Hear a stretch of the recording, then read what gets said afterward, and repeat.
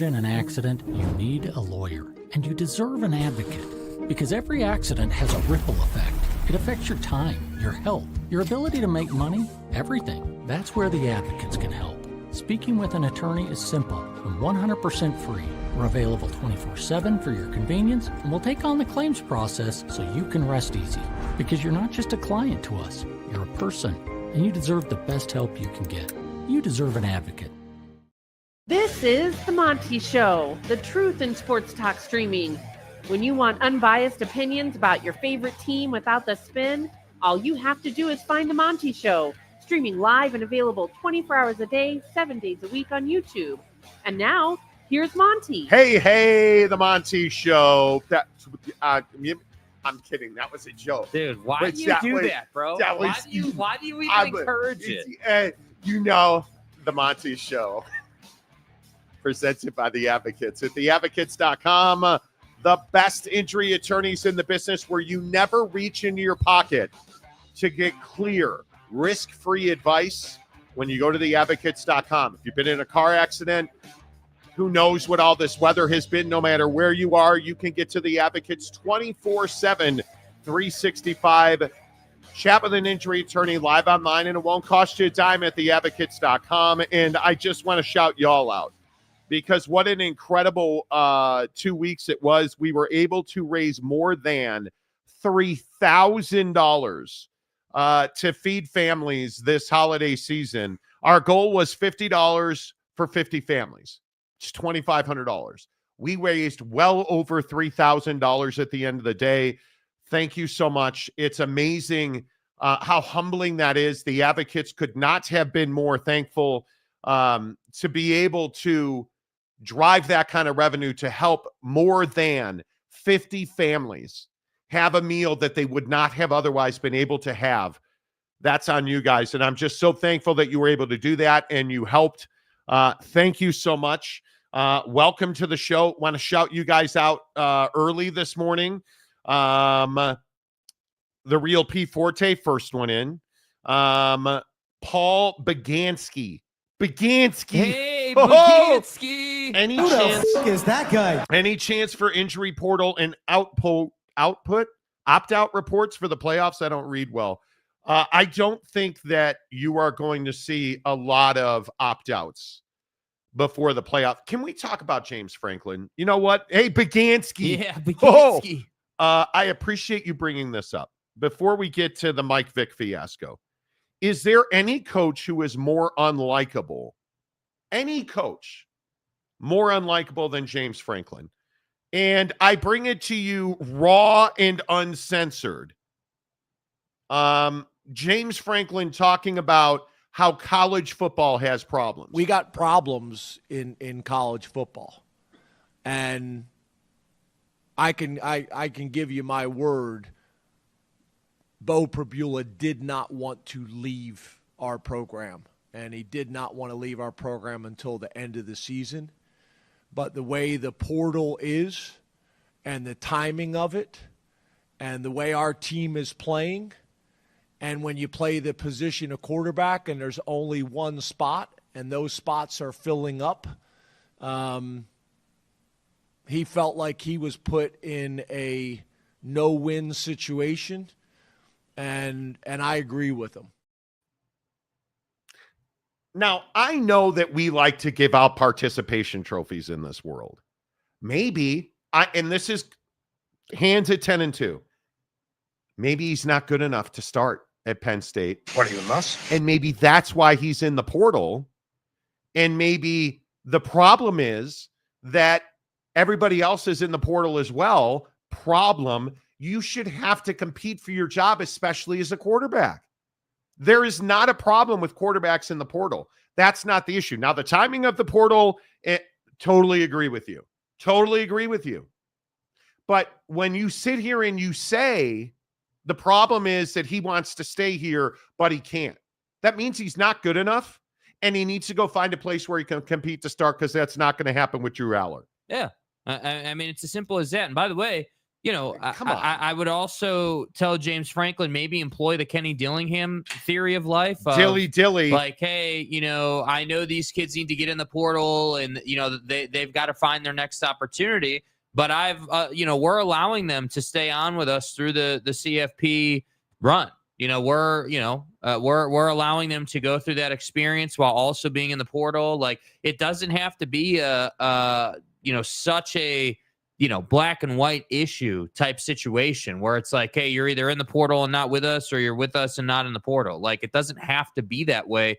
And you have guys like Kenny Dillingham showing you that. And I just think that James Franklin doesn't do a good job of understanding the whole situation. Like, you can sit there and complain about the portal, but the reality is it is what it is. Everyone has to deal with it. And just because your kid doesn't like it and you don't like it doesn't mean it's going to change. That's the problem. I agree with that.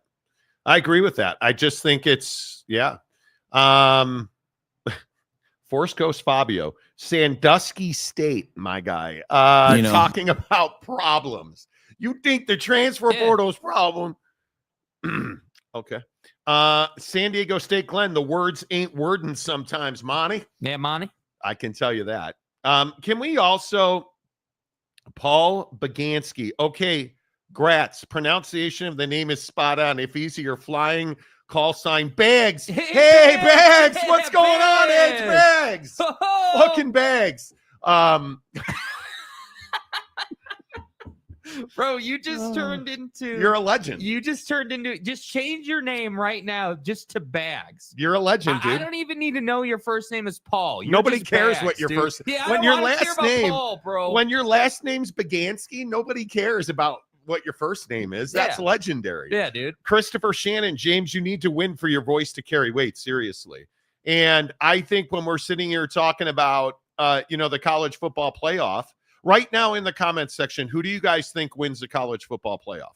If you had to guess today, who do you guys think wins the college football playoff? I still maintain that Penn State's got the easiest road. And please don't lose your mind about Idaho Spud Potatoes. We get it. They're going to beat SMU. Did you guys see what the weather? It is terrible weather at Penn State. It is what it is. Beaver Stadium is covered. Yeah. Right? Boise State. I don't know. I would expect Penn State to beat Boise State. Yeah. Right? And then they're going to wind up probably facing the winner of Notre Dame and Georgia. God, I said it out loud. They're going to face the winner of Notre Dame, Georgia, who I'd expect to be Georgia. Now, obviously, that's a tough road when you get there, but those are the semifinals. It should be difficult. I still maintain Texas and Georgia find their way home. Yeah, I mean, I think Georgia's got the easiest path, when you look at, their level of performance, the quality of their team versus who they're playing. Like, I understand that Penn State's sitting here looking at, a G5 and one team 1 year removed from a G5. But but I look at Georgia and I say they should beat both of those teams soundly. I would think. Whoever they play. And so to me, who do I think ultimately is going to win the game, win the national championship? I still think Oregon should be your favorite. I know their path is tougher. I have bad news for you. Eric Wasikowski, who seemingly tore an ACL and an MCL this weekend, thinks that Oregon's going to win as well. Stay hard. Yeah. Did you guys just become best friends? No, God, no. Yes, Eric and Raleigh, the TV networks win.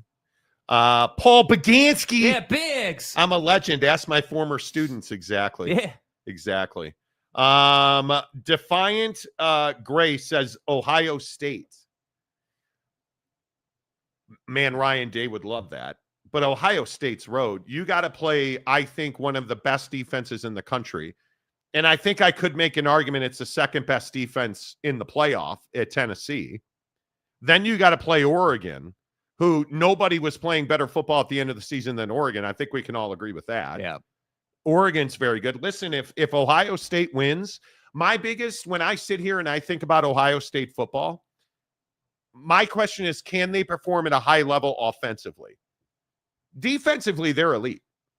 I don't know that they can perform at a high level offensively against the only 10 I see. Yeah, I think that Tennessee defense is awesome. And Chip Kelly coming out, and during media availability earlier in the week saying that, hey, we understand now what we have to do offensively to win a ball game. Only took him 15 weeks. Yeah, that doesn't make me feel any better, dude. It only took you damn near your whole season to figure it out. Yeah, and it's not like you lack for talent. So I'm not going to sit here and be like, oh, man, I'm just super confident you're gonna beat Tennessee. Like, no, I'm not. Yeah. Noel Ramirez says, I'm going with the Fighting Irish. Stop it.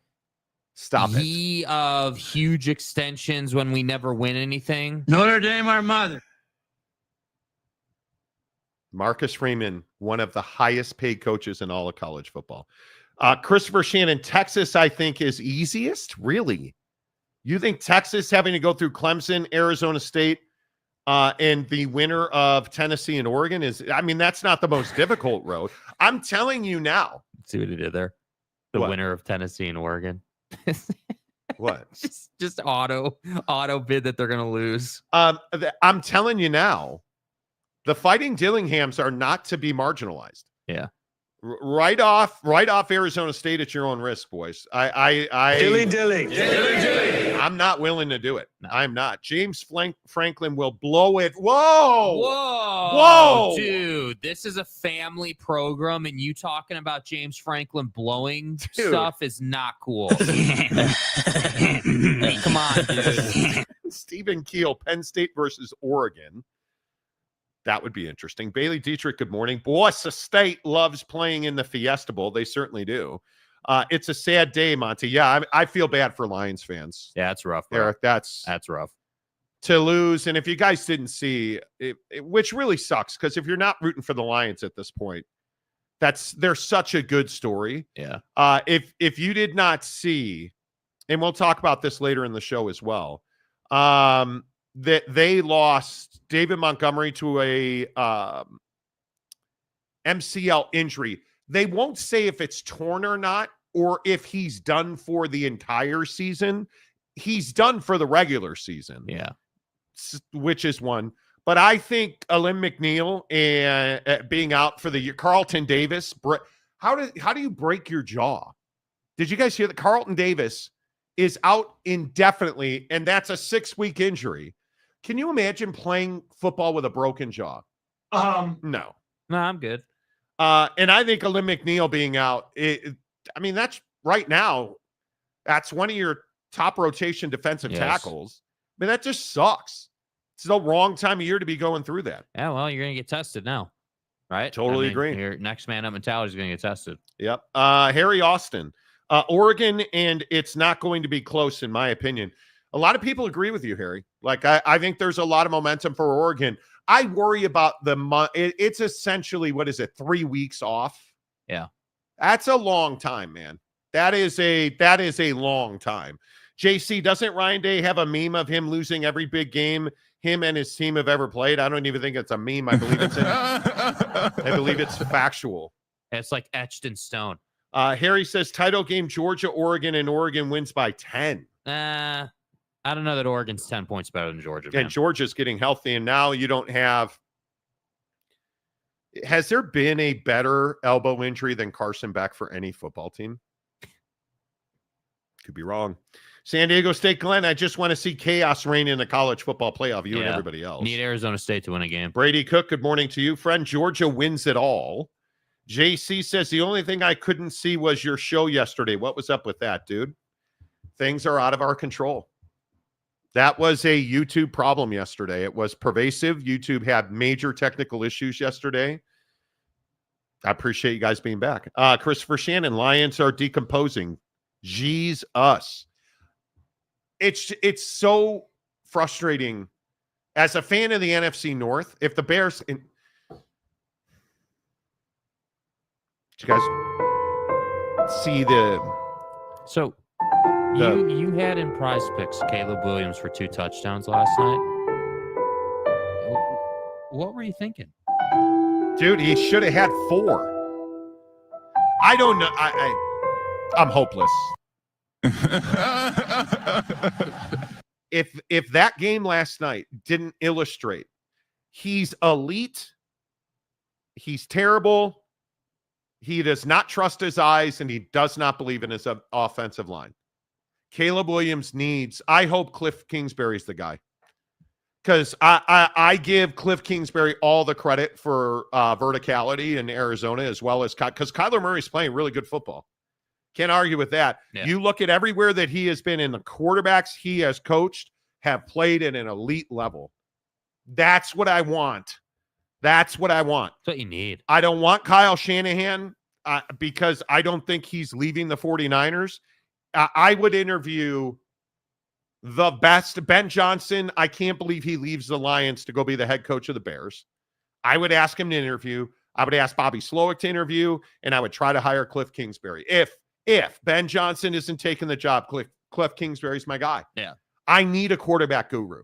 I need somebody who will force him, Caleb Williams, to trust his eyes. Because the throws are there. Anyway, okay.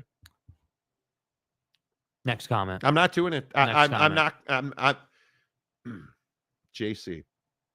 The chin strap. Put on a helmet once in your life. Yeah, well, bro. You can't be playing football with a broken jaw. Can you imagine the pain? Oh, tackle. Ooh, fuzzy bowls. Ryan Day can't beat James Franklin. Off. Stymie. Okay. Georgia isn't getting out of New Orleans. You guys don't think so? The drones took out YouTube yesterday. Right. Giggity, we haven't talked about the drones. Does anybody believe, did you guys see that the Defense Department said that this is a combination, all the drones, this is a combination of amateur drone pilots and aviation. That's what these drones are. That's bullshit. Now, I'm not the guy who believes, oh, man, follow the trail, Monty, the U.S. government behind 9/11. I don't believe that. I'm not a conspiracy theorist. These are not amateur pilots in, commercial aviation. Yeah. Without us going, head over heels into it, I think if you're someone who's saying that this is amateur pilots, you're up in the night, dude. I think I agree with the people saying that we're either looking for something or, there's a bigger play happening here. Stadium guy James. So are all the problems fixed? I don't know, James. Are they? I have no idea. I mean, you guys got your coordinators now. Are you mourning the loss of Zach? I mean, Phil Benzer, the Raiders are a disaster. You got to fire that coach. You want to talk about a bad hire as a coach? He just wasn't ready. Snurdly, Bears need new ownership and GM before they even consider a new coach dreaming of winning seasons. It's the owner. George McCaskey the Bears have been terrible since he took over. I actually don't think Poles has been bad, though. Poles has not been bad, but the problem is when you're George McCaskey, the owner of the Bears, you bring in a president and then you make the general manager report to the president and the president report to the owner. The president of a NFL franchise should be the business guy. The general manager should be the football guy. Yep. And they both should report to the owner. That's right. It's NSA Black Ops. I have no idea. That's right. There you go, dude. Right. We'll see. Georgia has lost their QB and top wide receiver. They are better off. Okay, weigh in on Georgia, you guys. wait. I think you're missing the best part of that comment, though. Did you see what he said at the end? So Boise has a path. Okay, dude. All right. Okay. And maybe they do. All I can tell you is that when you look at the way that they beat Texas, and Texas has a phenomenal defense, I am telling you Gunnar Stockton is a better, more capable quarterback than Carson Beck. End of story. And his teammates love him. The hit he took at the goal line is the stuff of legends. Yeah. And when you talk about them losing wide receivers, that did not seem to be a problem in the SEC championship game. And is Gunnar Stockton going to make mistakes? With no preparation, I think he made a terrible mistake and threw the ball to Jahdae Barron, which is never good for business. Right. But I think they're fine. They're fine. The question is, can they, and it's the same question we'll always ask about Georgia, can they run the football consistently enough? Will they turn around and hand the football off consistently enough to win games? I don't know. Are you playing from ahead or behind? I think with Carson Beck out, I think they will, which makes them a better football team. And I think the terrifying thing, if you're trying to evaluate this Georgia offense, is Gunnar Stockton's a better runner than Carson Beck, in my opinion. Significantly. And I think that significantly, and not just in raw talent, I think instinctually he's a better runner and he sees it a little bit better. I think that Carson Beck, I don't know. I don't know if he just wasn't playing great football, or, he's never been the best quarterback anyone's ever seen, but he's had great moments. And against Texas, that wasn't a great moment, even before the injury. That it wasn't looking awesome. And, Gunnar Stockton comes in and does his thing. And yeah, it takes the hit, but he had led them right down the field on their first possession against that Texas defense. So all I'm sitting here saying is, hey, you've got Georgia's defense on your side. And now if you can build some momentum in the offense, Georgia's going to be fine. And it just comes down to, limiting the game-changing, the season-ending pick six kind of play. If Kirby and that offense can limit that, you're going to be fine. Yeah, we'll see. I don't know. I don't know. We'll see. Force Coast Fabio, one congressman said it was an Iranian mothership controlling the drones. The problem is those motherships. One is all the way up in the North Atlantic, and I think the other one is in the South China Sea. So drones don't fly that far. That's kind of been debunked. So, we'll see. Anthony Eason, does Texas have a great defense? Name one elite type offense they faced. Okay, so now strength of schedule does matter. This is what we do. Yes. When it's convenient, strength of schedule matters. When it's Boise, strength of schedule doesn't matter. Right. Texas, I don't know. I don't know why we do this in college football. Yeah, Texas has played good offenses, dude. There's not a measure by which Texas's defense is an elite. And I would agree. They haven't played an elite offense. But then what is Georgia? Yeah, what do you mean they haven't played an elite offense? Go get up their schedule. If you look at Georgia, that's a really good football team, and they damn near beat them. Texas A&M, they held to 7 points. Kentucky 14 points. Arkansas, who put up points all season long, they held them to 10 points. Florida 17 points. Vandy 24 points. They lost to Georgia 30-15. Oklahoma, Mississippi State, UL Monroe, UTSA, Michigan, and Colorado State. Is there an elite offense there? There's probably not. Is Clemson an elite offense? Probably not. What's an elite offense, dude? But if you think that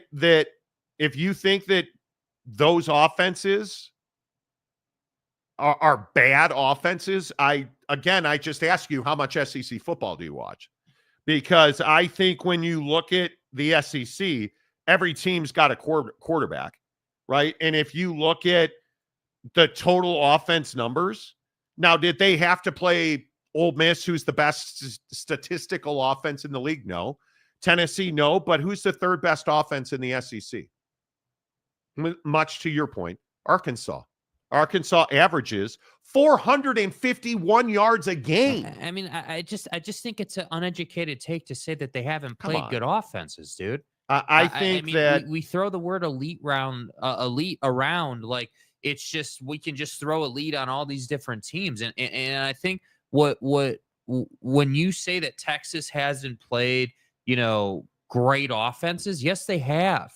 SEC offenses are damn good. And I know Arkansas is not a college football playoff team, but I don't think it's rocket science to say that there are a lot of teams who are not in the college football playoff who have really good offenses. I would agree with that. And I think that to say that Texas doesn't have a great defense or they haven't had to play great offense, I just think that that's a really rough take, dude. Like, Georgia's one of the best offenses in the country, and they got better when Carson Beck got hurt. So I can't Georgia, agree. Any offense, and this is the I think the bar for college football is at a minimum 400. If you want to be an elite offense, I think it's 400 yards. Texas A&M, South Carolina, Georgia, Bama, Auburn, LSU, Texas, Arkansas, Tennessee, and Ole Miss all put up 400 yards. The worst offenses in the SEC are averaging 320 yards a game. We can't have it both ways, you guys. We got to stop with Texas isn't real. But Texas is real. That defense, I don't know how you look at Texas's defense. They're the number one defense in the SEC. Yeah, I just think it's not a great take, with all due respect. They're talented. They're the fastest defense in the country. I'm not even sure anybody would argue with that. That they're the fastest defense in the country. They're faster and statistically better than Tennessee, which is wild. Incredibly difficult to do. Incredibly difficult. Now, the only 10 I see is better against the run, but I'm just telling you, I think with this hypocrisy that we employ talking college football is wild. Phenomenal Hebrew. Hello. It's ridiculous how fast black head coaches get fired. That's why Notre Dame head coach got his back. I think you're exactly right. There are unspoken truths that a guy like Marcus Freeman at a Catholic institution getting a massive contract extension that makes him one of the highest paid coaches in all of college football. Marcus Freeman, if you guys didn't see it, he's now tied to the Notre Dame job for the next 6 seasons and is one of the highest paid coaches in college football. I think it is absolutely imperative, which is why this story out of Sacramento State is a little shocking. And I can tell you that it is now not even a question if Mike Vick interviewed for the job at Sacramento State. Because as I'm going to show you in a moment, their president came out and confirmed that. It is to me, and this is just my opinion, but it is to me unthinkable that you would hire Mike Vick to be the head coach of Sacramento State, who has done everything they can do to put the right foot after the right foot to build themselves into an FBS program. They have raised a ton of money in NIL through their collectives, more than $50 million confirmed. They have invested in humans and they have invested in infrastructure, stadiums, and facilities. To hire Mike Vick would be an absolute positive disaster for a program trying to build themselves into an FBS competitor. And I say that because Mike Vick, for everything he was as a football player, admitted to and served 21 months in prison for financing a dogfighting ring. And I don't care if it was almost 20 years ago. You never get away from that. And in my opinion, Jake, it would be a huge mistake for Sac State to hire Mike Vick. I just think that you can't take that risk if you're Sac State. I understand that there is a large swath of college football and probably folks in the coaching ranks who say, kind of that point you were just referencing, hey, it was almost 20 years ago. Like, at what point do we do the second chance conversation, that type of deal? But I think because of the position Sac State is in, I don't think you can take a risk on Mike Vick, with all due respect to Mike Vick. I think that, Mike Vick, the quarterback and the football player, was an incredible athlete on the football field, one of the most entertaining players on the field that we've ever seen. But the off the field issues and situations Mike Vick created for himself make it so that, it might be strong to say he's unhireable, but it has to be a really specific situation with an irrelevant program that's not trying to get into a power conference, or a conference that's trying to become a power conference, I should say, right? Like we have to understand that, hey, Sacramento State can't just go out here and hire anybody and think that they're just going to auto bid their way into the Pac-12 and hopefully, further their situation. And that's what I think is difficult with Mike Vick is that, it depends who you ask. I'm in the camp of, even though it was 20 years ago, what's the first thing that people think when they hear the name Mike Vick? Well, they think about what he did. And that's the problem. And I think that Mike Vick, sure, does he deserve the opportunity to kind of fix his image and try to repair that? Sure, everyone deserves a second chance, but that doesn't mean everyone deserves a second chance at Sac State when they're trying to get into a conference. And that's what I think people don't want to say. That's what I think is the uncomfortable part, is that it's just not the right fit, in my opinion, for Sacramento State right now. And I'm not sure, to be honest, I don't know where it would be a right fit. I think that Mike Vick is somebody who needs to find his way into the coaching ranks, but you're going to have to do that over a long, drawn out process. It's not even a resume thing for me. I'll be honest with you. I think his crimes were so heinous. Having covered that story every single day, having talked about that story every single day, the crimes, the images, the testimony. Yeah. And he pled guilty to it. He owned it. He admitted what he did. The crimes are so heinous. The moral bankruptcy, the absolute indifference to torture that took place during his crimes, I cannot overlook that. I don't believe that Mike Vick should ever be hired as a head coach and as somebody that is responsible for the construction of young people in this country.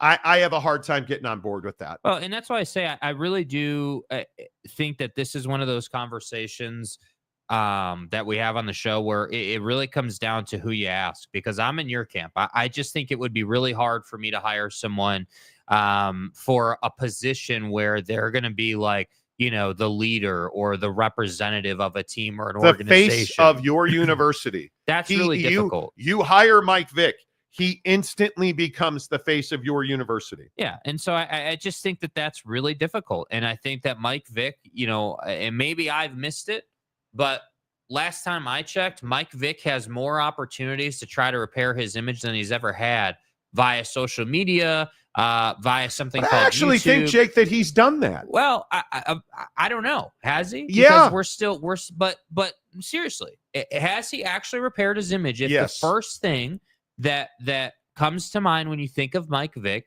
is what he did and not what he did to fix it. I don't think there's any doubt that most people, when they hear the name Michael Vick or Mike Vick, they think about his dogfighting conviction. I don't think there's any doubt about that. He's done everything that he can do. And here's the uncomfortable truth. Mike Vick has done everything that he can do to rehabilitate himself.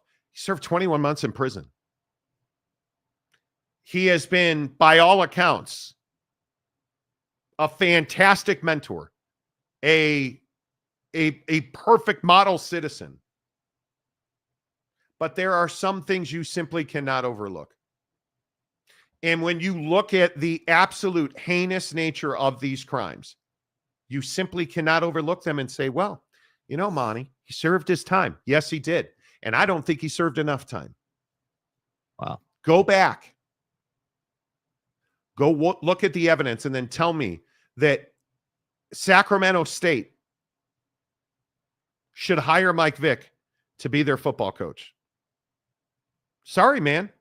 I'm not doing that. I don't believe that you, in all good faith, consciousness, morality, can hire Mike Vick to be your head football coach, knowing what he did, knowing that he made the decisions to fund a dogfighting ring, where we're talking about things like electrocution. We're talking about things like drowning dogs. We're talking about heinous brutality. And then you bring in the fact that, those dogs are being pitted against each other, most times by starvation, and then they brutally maul each other. And if they lose and live, they face drowning and electrocution. I'm not doing that. Sorry, man. And when you say, well, you're just bringing up old dirt, you're damn right I am. Because that guy could have done anything with those millions of dollars. And what did he choose to do? And what did he admit that he chose to do? That's why I can't get on board with it. Yeah, and that's fine. And I don't think anyone disagrees with that. I think that the hard part of the conversation is, at what point does at what point does the guy get the opportunity to, move on from his mistake, right? He doesn't. But you listen, just said 5 minutes ago that he's done a great job repairing his He image, has. but he hasn't then. You can't have it both ways. No, you absolutely can. Well, Why? And this is what I struggle with. If you, in my opinion, if you get a DUI is a perfect example of this. If you get a DUI, you should never drive again. How many guys are getting 3, 4, 5 DUIs? Multiple guys. Every day in this country, people are killed because people choose to drive while intoxicated. It is, in my opinion, being held accountable for your actions. Your choices and actions have consequences. And I agree. Mike Vick has done a phenomenal job of just being a normal guy who's not murdering animals, which means he can't be the head coach at Sacramento State, which means, in my opinion, can't be the head coach anywhere because your actions have consequences. And if you hire Mike Vick, you co-sign his actions. Whether you want to or not, you co-sign his actions. And whether you want to hear it or not, Sacramento is about as lovely as a market as you can get. I lived there for many years. I worked there for many years. That community is not going to support that. It's just not. And in my opinion, and I want to make this very clear, that Sacramento State President Dr. Luke Wood has admitted that they interviewed him. He replied to Pro Football Talk's tweet about this, saying, quote, Vic and I did meet about Sacramento State football in our athletic rise. As you can imagine, given the success of our athletic program, that our football head coach is an attractive job. Announcements on several major decisions are coming soon. They're not hiding it. Joe Davidson at the Sacramento Bee, who is somebody I would call a friend who I worked with for several years, saying that sources at Sac State have told him they're not hiring Mike Vick. Yet, there are questions. And I'm sure that people are going to be pissed in the comment section on the stance that I'm taking. I don't think that it's controversial to say that, hey, his past makes it much more difficult to hire him. That would be the baseline of any I just don't know how anybody, no matter what side of the conversation you're on, disagrees with that. It just makes it harder to hire Mike Vick. But the hard part, I think, of this conversation, as I said a couple of times, is there are people who are going to say, hey, well, it was 20 years ago. Hey, he's done all this work. He is a different guy now than he was then. And I think there are people who would want to give him that chance. My point is not that he's unhireable. I think he's difficult to hire. He's not a fit for Sacramento State. And I think whatever opportunity he's going to get, it's got to be somewhere that's irrelevant in the national picture. He's got to go somewhere and prove that, hey, I am a different guy. I think he has to, the way that you hire Mike Vick, Norfolk State is a perfect example. He's got ties to the community. Right. He is a guy that has worked in that community, continues to work in that community. Okay, I can see that path. Regardless of what I think. What my opinion doesn't matter. And I understand that. You're Sacramento State, you cannot take a risk on this hire. You need to hire a no doubt about it good hire, a guy without a checkered past like this. Yeah. And whether you agree with me or not, and I understand that a lot of you are not going to agree with me, and I'm on board with that. If you're Sacramento State and you have a massive opportunity in front of you, you're telling me this is the guy that you want to hire? You're telling me that Mike Vick is the right fit for that job? I don't think he is. I could see, and I don't even disagree with the people who say, well, he needs to go be a position coach. But okay, great. Mike Vick as a football guy is not in question. I don't have any issue hiring him even as a head coach on merits of his football resume. But I don't see how you can just say, well, it was 20 years ago. I don't think you can do that. Yeah. Especially not at a place like Sacramento State. I just think that our actions have consequences. And Mike Vick, I don't disagree that he's done a fantastic job in the communities he works in. I don't disagree that him evangelizing and talking about the poor decisions he's made, and he's done that repeatedly. I don't even disagree that there is tremendous value in that. But I can't say that Sacramento State is the place that should hire him. And I don't believe he should be a head coach anywhere. I don't think you can do that. But if you're going to hire him, I believe if you're Virginia Tech and you want to bring him on and you want him to be an associate head coach and you want to mentor him and you want to build him up to be the head coach, okay, great. He played there. He's got ties there. Norfolk State, you want to hire him to be your head football coach? Great. Sacramento State, you cannot take that risk. Right. All right, let me get my ass kicked in the comments section now because I'm sure that's coming. I'm fully ready for it. Let's see. Where do we even go here? JC, we live in a world with Trump as president, Tiffany Hayward as a super mayor, so him as a coach is fine. Maybe. I'm not sure why those are the measuring sticks. And we need to not be comparative here. I think that it's a very easy thing to compare criminal to criminal. I think you have to look at each individual person on their individual merits. You have to do that, especially when we're talking about heinous crimes and felonies that he pled out to and admits that he took part in. Right. You have to look at people on their individual merits. It's imperative. YouTube, Salty Peanuts. If a bad act for which he has taken responsibility for and done penance is unforgivable, then the whole idea of personal responsibility and penance has to be discredited. I don't think that you can. Bank robbery is not the same as murder. You're comparing crimes across the board are very different. If I don't know what. Listen, it comes down to the whole concept of, do you want to be the guy that absorbs the media scrutiny that will inevitably come from this? Because that's all anybody gives a damn about. I don't think that a president at a university is going to sit here and truly look at this and be like, well, if I hire you, am I personally endorsing what you did? Like, I think all presidents and folks in these kind of processes care about is how much backlash are you going to get? And this is my point about Mike Vick. We don't even know that he's a good coach.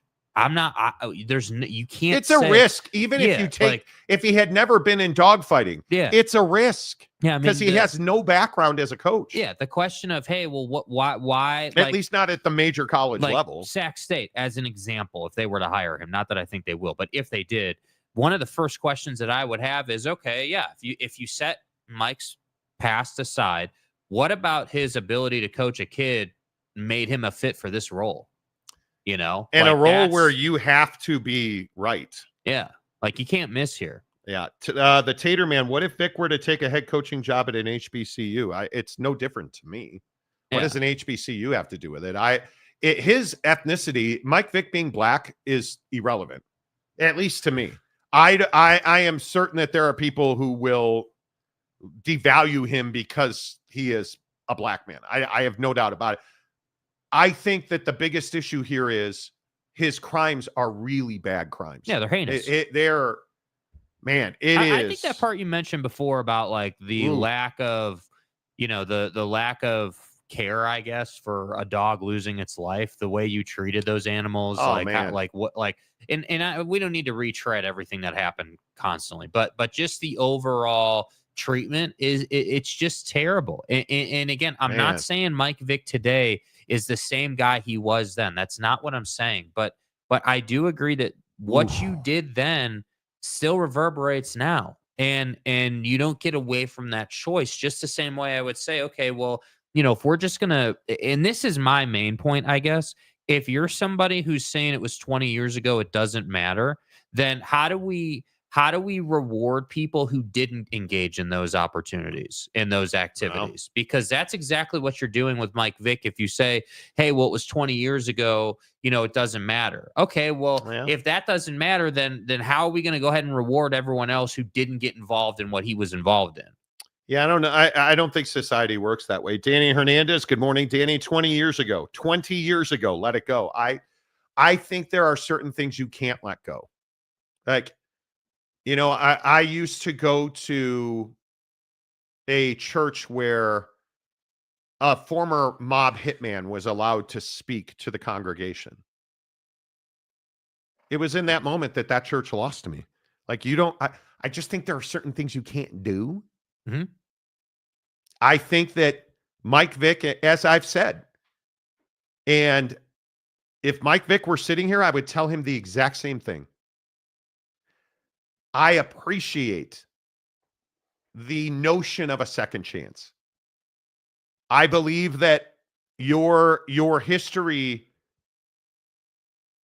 should not condemn you, but it certainly defines you when it's the history of this magnitude. It prevents you from getting the same opportunities that someone who didn't do those things will get. I mean, it's why certain crimes carry. Should we allow a multi-time DUI defendant to drive a truck for a living? No, we should not. Should we allow felons to carry handguns? No, we should not. Should a guy that admittedly financed a dogfighting ring and was hands-on in that dogfighting ring be allowed to be a head football coach and mentor young men? No, he should not, in my opinion. Yeah. I just think again, I tell you, and I'm asking you, judge people individually on their own merits. We cannot compare criminal. Well, this guy it's Mike Vick. Should he be hired as the head coach at Sacramento State? No, he should not. No, he should not. Yeah. My opinion that he should never be a head coach, you're right. Probably not relevant and over the top. Okay, cool. I'm down with that. But these are the conversations we have to have. Mm-hmm. Because if you're Sacramento State, I think that is a massive mistake. A massive mistake. And I saw a lot of people comparing it to Deion Sanders. It is nothing like Deion Sanders being hired at Colorado. Nothing. And what's the comparison? That, hey, he's a former player who had no head coaching experience when he got the job at Jackson State. And nothing about Deion Sanders compares to Mike Vick. Yeah. Nothing. Again, this is where we get to say, hey, Deion Sanders didn't finance a dogfighting ring. And Deion Sanders, the only indictment on Deion Sanders is you don't like Deion Sanders' style and the way he goes about things. That's very different than, hey, he committed crimes against animals and financed it with the money he got paid from the NFL. Like, let's not be silly. Fuzzy Balls, I am out. This is obnoxious. See everyone tomorrow. Why can't we have real conversations where you disagree with my opinion? Yeah. You're happy to do that on football, but you won't have a conversation about something we disagree on. Come on. Old Tatanka. Can you imagine after a loss, the boys are in the shower and you hear a taser going off? What are you talking about? Yeah, what are you doing, dude? Come on. Michigan coaches should never be allowed to coach again. Come on. The stadium guy, James, Mike Vick needs time as a position coach or a coordinator, not ready to be a head coach. Has nothing to do with that. Nothing to do with that. Maury Alvarez for $2. Sac State would then be dogfighting you. I think some people would say that. I don't. Sac State's an incredible institution.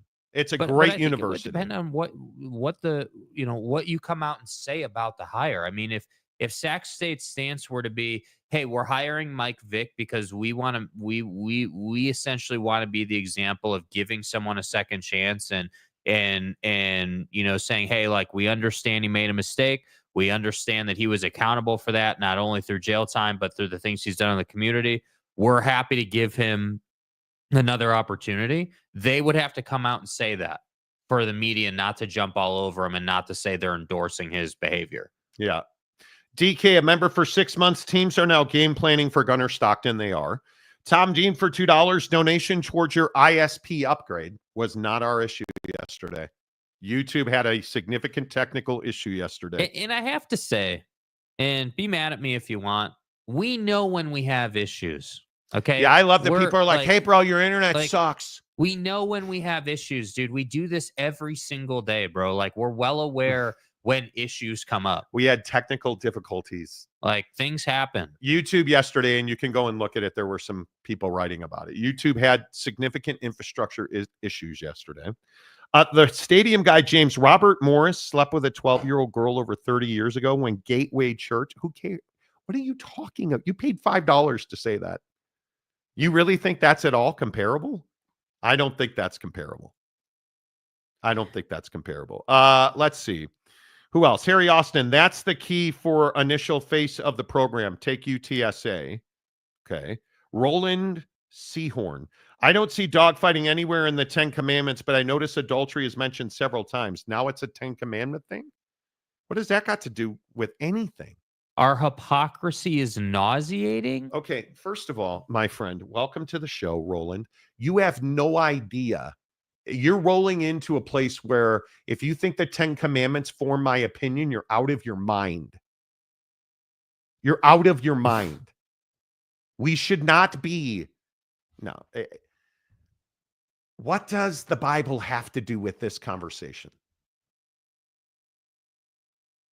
No, go ahead, Roland. I'm waiting for you. What are you talking about? UW, that makes me crazy. When did we lose the ability to talk about important issues? This is a really important issue. Yeah.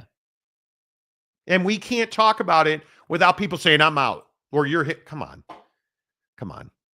I don't know about Vic, but I believe in forgiveness. If a person is truly remorseful, redemption is a beautiful thing. I don't disagree. You're all such boomers right now, LOL. What do you mean? What are you talking about? Would you hire Mike Vick to be the head coach at USC? Clearly he would. I don't think clearly he would. Well, this is the same guy who commented that it was 20 years ago. Let it go. But Danny, my point is on this, you guys. The 10 Commandments, the Bible, guys getting fired from churches. Okay, cool. I'm looking at Mike Vick individually. I don't care that he's black. I don't care that. I care about one thing, that he made the decision. He admits he made the decision to finance a dogfighting ring, which he was a hands-on operator in allegedly.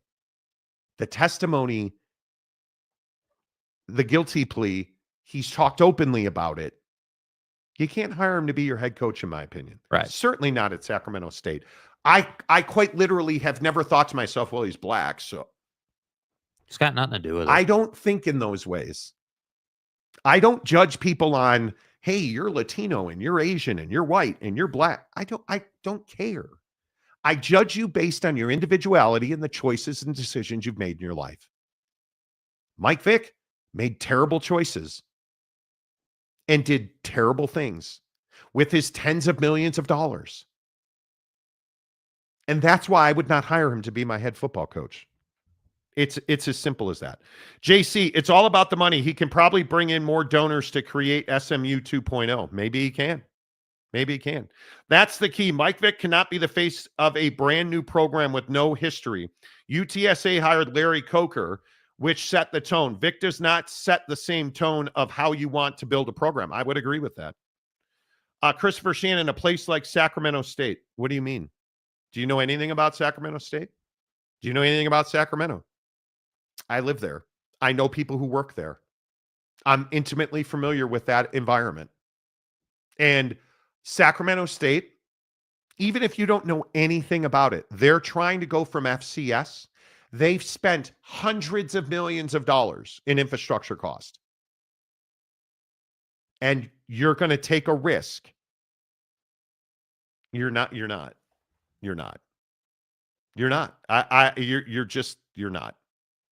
There's no way you're doing that. Salty says we probably need to change the Gamecocks mascot from South Carolina. I'm not looking at this is don't get carried away. This is an individual. This This is why we stay away from politics and stuff like this, because you guys can't handle it. You're out here talking about logos, and we're talking about Mike Vick. Like, come on, dude. I'm not here to talk about the president. I don't care about. I'm just not. T. Lawrence Gragston, this is you guys going to lose the argument to the chat today. Oh, I have no doubt about that. It's not about winning or losing. We need to exchange our beliefs and opinions. Yeah, this is about the chat not wanting to talk about Mike Vick and wanting to make it about the Bible and the Gamecocks logo. Yeah. Like, Danny Hernandez, give him a chance. He did his time. He paid the bills. Move on, boomers. You keep making boomer jokes. I don't know what that has to do with anything. I'm not a boomer.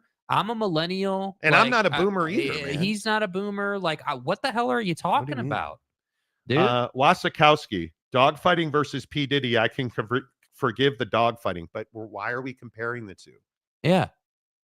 Why are we comparing this? Why are we trying to make what Mike Vick did less or better or worse than like the president? Better or worse than Diddy? Like better or worse than what? It's look at this one situation. Look at Mike Vick and make your decision based on the merits of Mike Vick, not Jeffrey Epstein. Right? We can't do that. Too smooth, KG. Exactly. Brand new world. It is definitely a brand new world. Mark Wahlberg caused the death of a person in his street fighting youth, but society has not had. Stop comparing. I'm telling you, you cannot do that. You cannot do that. I don't care what. Half these kids weren't even alive when that happened. Stop being such boomers. Okay. Do you think they don't have the internet? Have you researched the Mike Vick? Do you think they won't? Do you think they won't? They will. They will.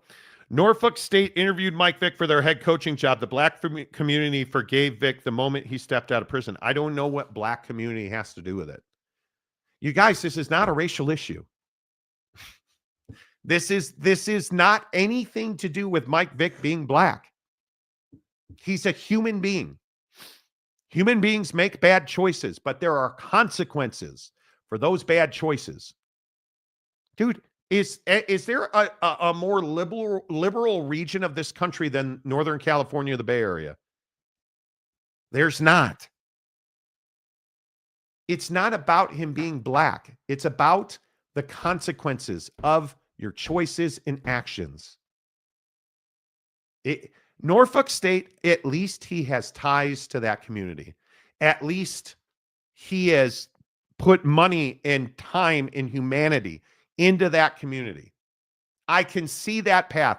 Put my opinion that he doesn't belong as a head coach aside. Norfolk State is where he is from. He is iconic there. Again, Virginia Tech, he is iconic there. You cannot hire him at Sacramento State. You cannot. You can't. Monty's for the death penalty. I don't know what the death penalty has to do with this. You have no idea what that is. Rock and rant. Vic can do a lot of jobs without being given a role model leadership position at an academic institution. It's ridiculous they even considered it. Forgiveness does not mean forget. That's what I'm saying. That's what I'm saying. I don't know. I think it's one of these things where, and I'm fine if we don't agree. I'm not asking you guys to agree with me. What I'm asking you to consider is the depravity of these crimes, the heinous nature of these crimes. And you're saying, hey, I'm a 17-year-old kid from Humboldt, California. I'm a 17, because what is Sacramento State going to attract? Is Sacramento State going to attract the number one recruit in the country? No. You're going to be a portal 2-star, 3-star university. You're going to be a guy that's got to go and recruit in the reaches of this country. You're not probably getting a 5-star, 4-star guy out of Sacramento. You're not probably getting a 4 or 5-star kid out of the Bay Area, Los Angeles, Fresno. Are you getting the very best football player out of Reno, Nevada? You're probably not. So when I say, what is the actual reality of Mike Vick being the head coach at Sac State? That's probably not even the biggest issue. Do you really think that Golden One Credit Union is going to support Sacramento State hiring Mike Vick? Does a major, and you probably don't need, that's a massive credit union in NorCal and Sacramento, whose naming rights are on the Sacramento Kings' new arena. Right. Do you truly believe the biggest titans of industry that support Sacramento State, do you think they're going to be like, oh, Mike Vick's the head coach here? Where's my checkbook? Somebody, hey, I don't think so. If that's really what it comes down to. San Diego State, Glen Monty, the greater Sacramento area is not so liberal. No, it's more on the conservative leaning side in Northern California. And that is where the consideration ends for Mike Vick, in my opinion. I think Sacramento, and if you haven't lived in Sacramento or if you don't understand Sacramento, Sacramento is a phenomenal metropolis. It is a great place. I loved every minute I lived there. But I would agree with Glenn. It's not certainly the liberality that San Francisco is, right? But it's not the conservative leaning South, right? It leans more conservative in a liberal region. There's no question about that. You look at the Auburns of the world, the Rocklands, the Granite Bays of the world, the real mega money communities in that town. And they're going to lean more conservative. And those are the people who have the loudest voices. Money talks. So, but I certainly do not believe that Sacramento's a ultra conservative community. It's certainly, I think, Glenn, and you may agree or disagree. I think that you certainly would describe Sacramento as a conservative leaning community in a liberal region. I think that's the best way. It's all up to Sac State if they want to deal with the repercussions. Could be. Certainly. The eye patch. It's probably not going to happen, Monty. I wouldn't waste too much time on it. But I think the idea that he interviewed, and again, eye patch, I would agree with you. I don't think there's much opportunity. Dr. Luke Wood, the president at Sacramento State. Vic and I did meet about Sac State football and our athletic rise. Because, again, I know everybody mocks Sacramento State and UC Davis, and keep mocking because they're rising. As you can imagine, given the success of our athletic program, our football head coaching job is an attractive role. Announcement on several major decisions coming soon. Not a ringing endorsement. Yeah. I would agree. It probably does not. Right? I mean, do you think it happens? Agree. No, I don't think it happens. No. I could see him. I think what he's saying there is they met, and that, like, just acknowledging they met. Notice he didn't say, hey, he interviewed for our head coaching job. Yes. He said we met. And I look at, again, I can see the path at Norfolk State. He's from there. He's iconic there. He's in the community there. And you're not trying to get into an FBS conference. No, I can see that. You can make the case for that. I just can't see it there. I just can't. That's Fresno conundrum. What are you talking about? What did conundrum say? Sacramento is California's toilet bowl. Okay. Well, this is why we don't read your comments. Are you saying Sacramento is Team Lean? I believe it is. Versus Team. Okay. JC, I lived in Natomas and South Sac, and it has a mix of everything. It really does. Natomas is, good old Natomas. Good old Natomas. Mm-hmm. Sacramento truly is fantastic. I have a lot of friends there still. If I could afford to live in California, I would. I can't afford it. Having said that, in 48 hours, I'll be asleep in Laguna Beach. So 28 minutes. By the way, I can book a tea time. Yes. at the ranch at Laguna. Right. Welcome to the nightmare. I'm not sure why so many are bringing up religion, politics, and race. These demographics have nothing to do with it. It's not even part of the conversation. It truly is not. And I know you're shocked by that. I think we just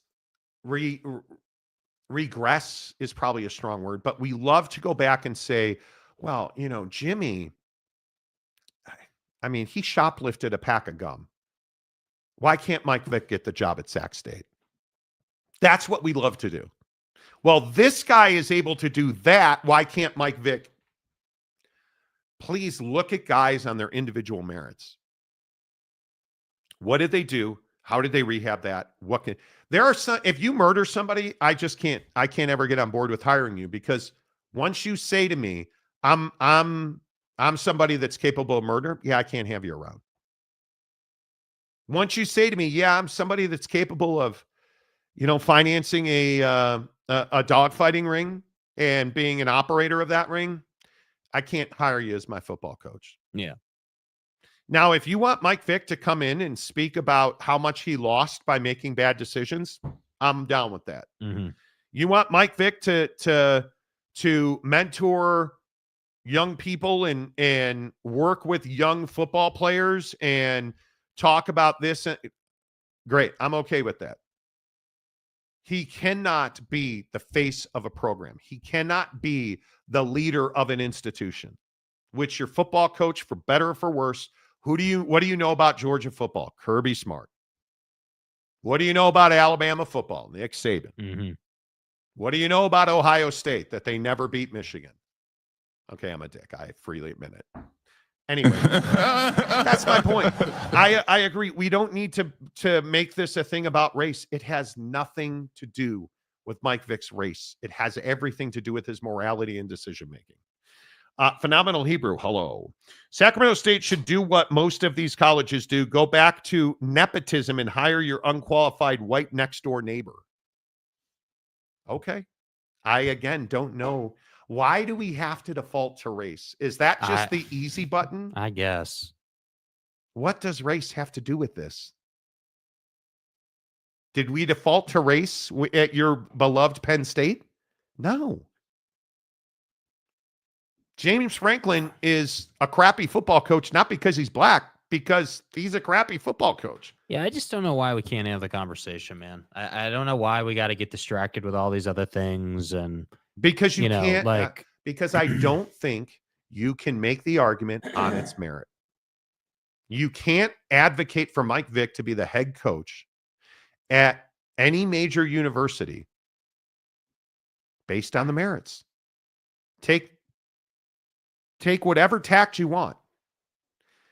But if you, and I know we don't do this in sports particularly, if you take your emotion out of it and you say to yourself, even take Mike Vick's name out of it, can we hire a head coach who has served 21 months in prison for financing and operating a dogfighting ring? Admittedly so. And then in the years since has come out and talked openly about it. No, we cannot. No, we cannot. Have I ever, my team's Notre Dame, have I ever talked about Marcus Freeman being black and that's why he can't be the head coach at a Catholic university? No, he can't count past 10, which is why he can't be the coach. It's not funny. It is. He can't count past 10. It's the merits. That's why he can't be the head coach at Notre Dame.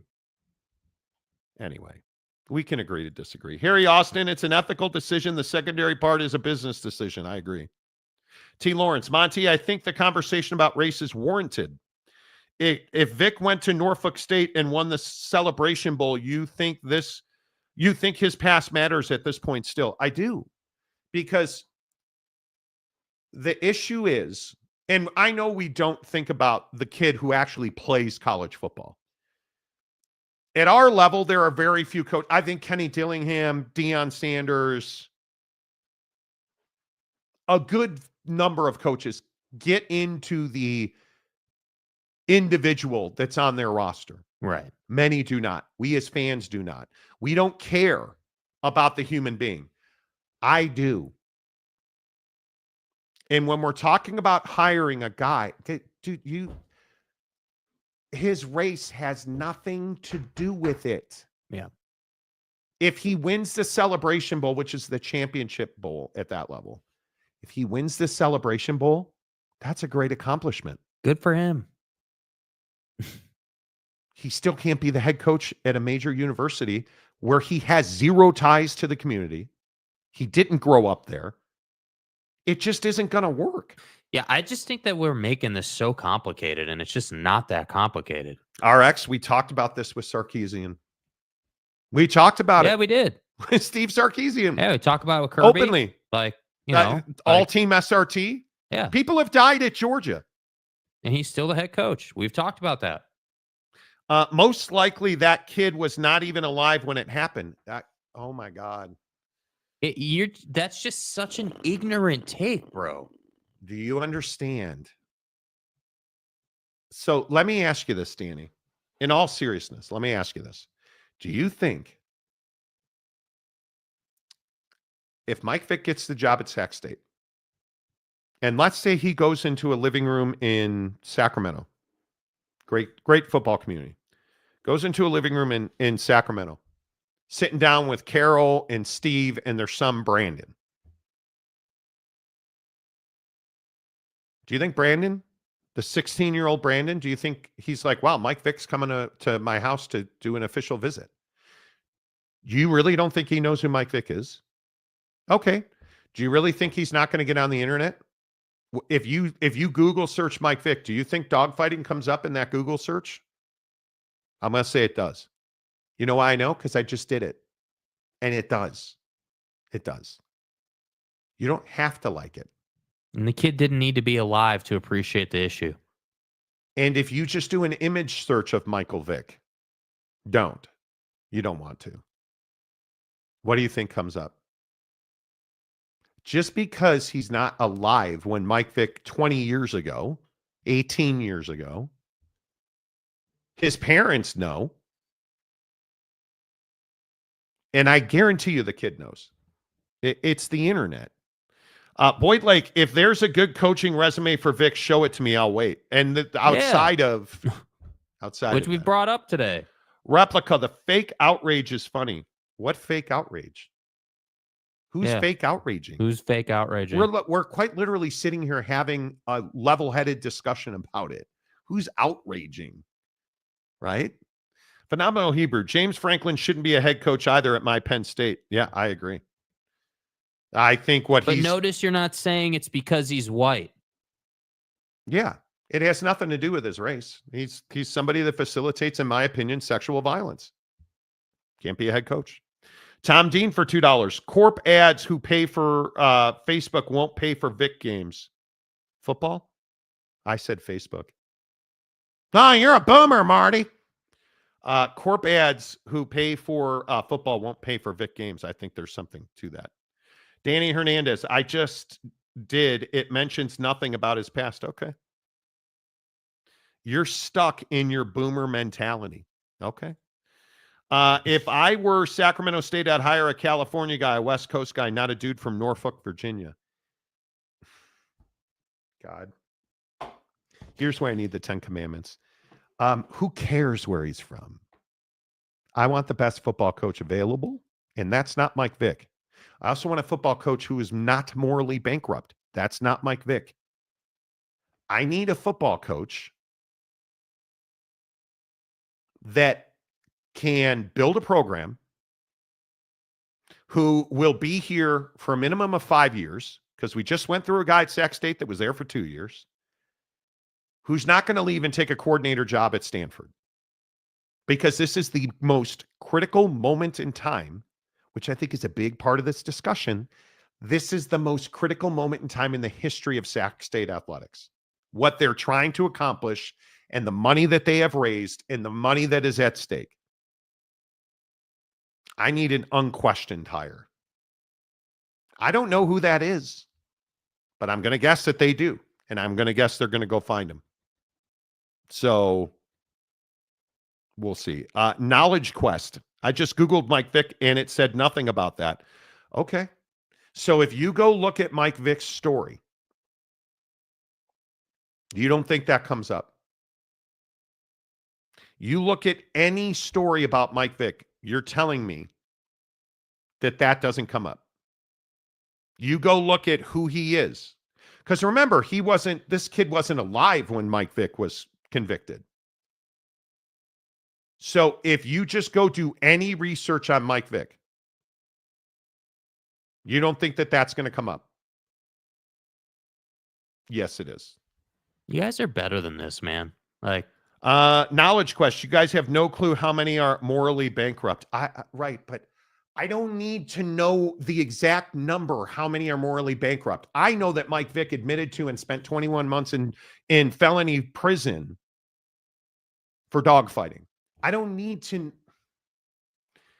It really is disappointing to me that you guys are so willing to just forget something because I don't know what. I don't know what. That's remarkable. JC, Monty, it's not what you need. It's what Sac State needs. And if got an interview, then logically he has enough of the needs covered. He didn't get an interview, though, dude. That's not what dude said. I go back and I take people at their word. He didn't say that he interviewed him. He said he met with him. Which is different. You understand that's different? If you're interviewing for a job, you're going to go through what's called the interview process. It's for that level of job and anything above that, it's a multi-layered, multi-step, probably just being conservative. It's probably a 5-step interview process to get that job. Like, he didn't say he interviewed. Hey, I met with Vic. I met with Mike. Cool. That doesn't mean he interviewed for the job. That means they sat in his office and they talked. He didn't go through some official interview for a school opening. Yeah, I don't know, man. I think this will forever be controversial. We'll always be on different sides of it. But the idea that you're just willing to look past that. It's incredible. That is incredible. That is incredible. And it's what I've always said. And I mean, pick your tattered football coach, pick your Pervin Liar, pick your whoever you want to point to. And maybe Herbs is a good example. You know, everybody likes to forget about the name Chris Rainey. Mm-hmm. Everybody likes to forget about the name Aaron Hernandez. Can't do that. If you're going to hire Urban Meyer, like when everybody was saying Notre Dame was going to hire Urban Meyer, what did I say on this show about that? It's a disgrace. You can't do it. As a Catholic university, you want to hire a guy that has that track record? No, I don't think so. No, I don't think so. I don't think so. All right. Excuse me. I do want to get to Bill Belichick being on the job. I was very disturbed. Speaking of disturbed, and maybe this is my boomer victimhoodism is. Did you guys see the picture of Bill Belichick that came out yesterday? I think it is quite interesting that Bill Belichick thought it was okay to show up to North Carolina wearing this outfit. Marty, what's wrong with that? He's got a nice little UNC sweater on, some jeans. Bill, take your shirt off, you coward. Take your shirt off, you coward. What are you scared of? What are you scared of, Nips? Take your shirt off. Can you ever look at Bill Belichick without thinking about his bosoms? Glass cutters? His bosoms. Jake sent me this picture last night. And I said, take your shirt off, you coward. What are you scared of, Bill? What are you scared of, sir? Coward. HR violations. You can't be the head coach. When you do this, you can't be the head coach. Yeah, what a terrible human being. Man, dude, he's white. He can't be our head coach. Have we ruined Bill Belichick's chest for you guys? Will you ever be able to look at Bill Belichick without wondering what's underneath that hoodie? I think you won't. And I take great pride in that. Bill Belichick's contract. 5 years, $1 million base salary, $9 million in supplemental income. First 3 years of base and supplemental income are guaranteed. Regular season bonuses. You win 8 games, you get a $150,000 bonus. You're telling me that if you go to the college football championship game, you get $1.5 million, you win the damn thing, you get $1.7. You're telling me that if you finish in the top 25, he gets $250K more. Yeah. $500,000 for a top 5 finish. Would you have agreed to these stipulations to hire Bill Belichick? Yeah, I mean, I think it's a reasonable contract. I think the question is it a stepping stone job for him, or is he trying to be there a while? Nah, I don't think he's going back to the NFL. You really think it's a stepping stone? I mean, the guy's like 97 years old. 70. Same thing. You know. He's a boomer. I think that he took this job in part. Yeah, he's a boomer. He exactly. am I wrong? Danny, am I wrong? Yeah, he's a boomer. So wait, let me get this right. Here's all the issues with Bill Belichick. He's a boomer. He's white. He doesn't know how to use Google. Those are all the issues that have been lined out today by all the geniuses in the comments section. But yeah, I think that part of him taking this job was to spite the NFL a little bit. I definitely buy into that. I think Bill was absolutely pissed that he didn't get the Falcons job. And you know what the best part of that story was? That the Jim Harbaugh called George McCaskey personally to interview for the Burst job, and the Burst said no. The Bears told Jim Harbaugh's agent after Jimmy supposedly called George McCaskey personally. The Bears told Jim Harbaugh's agent they were not interested. No. Instead, you had Ebersucks. Nice job, guys. Interesting. Knowledge question. Bill's girlfriend. Okay. Tom Dean is cereal soup. Our nipples glass. Yeah, I'm glad we could get back to talking about the real world issues on this show. Geoff, good morning. That's what peak male physiques look like. You don't have to be jealous. Oh, dude, if my nips look like that, I would be rocking them all day long. I get that. Damn right.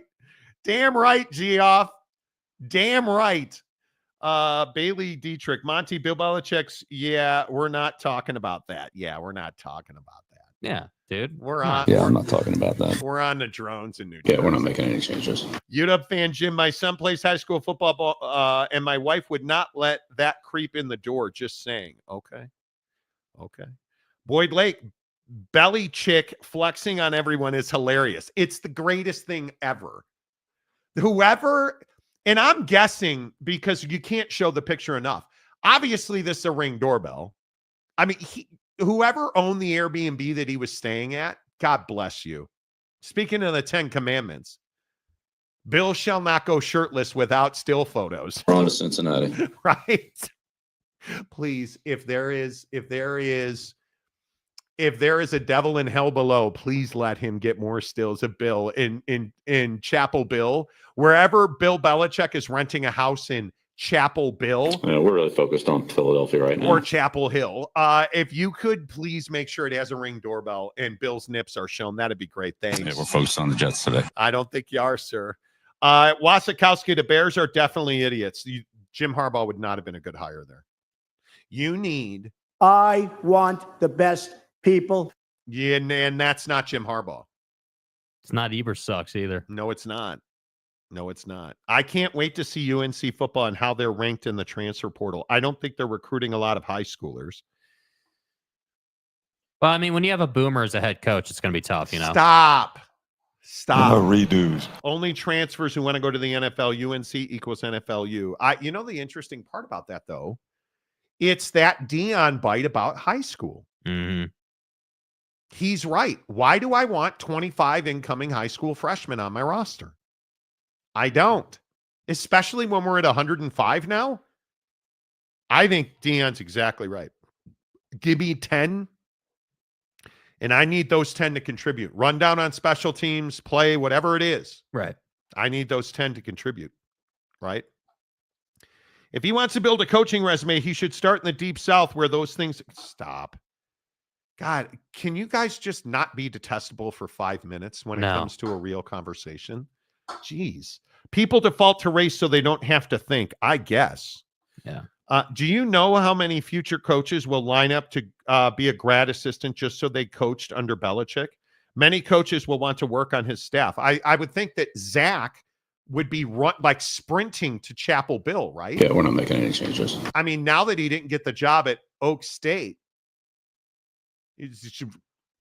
Atlanta to Chapel Bill's not far. I'm a man.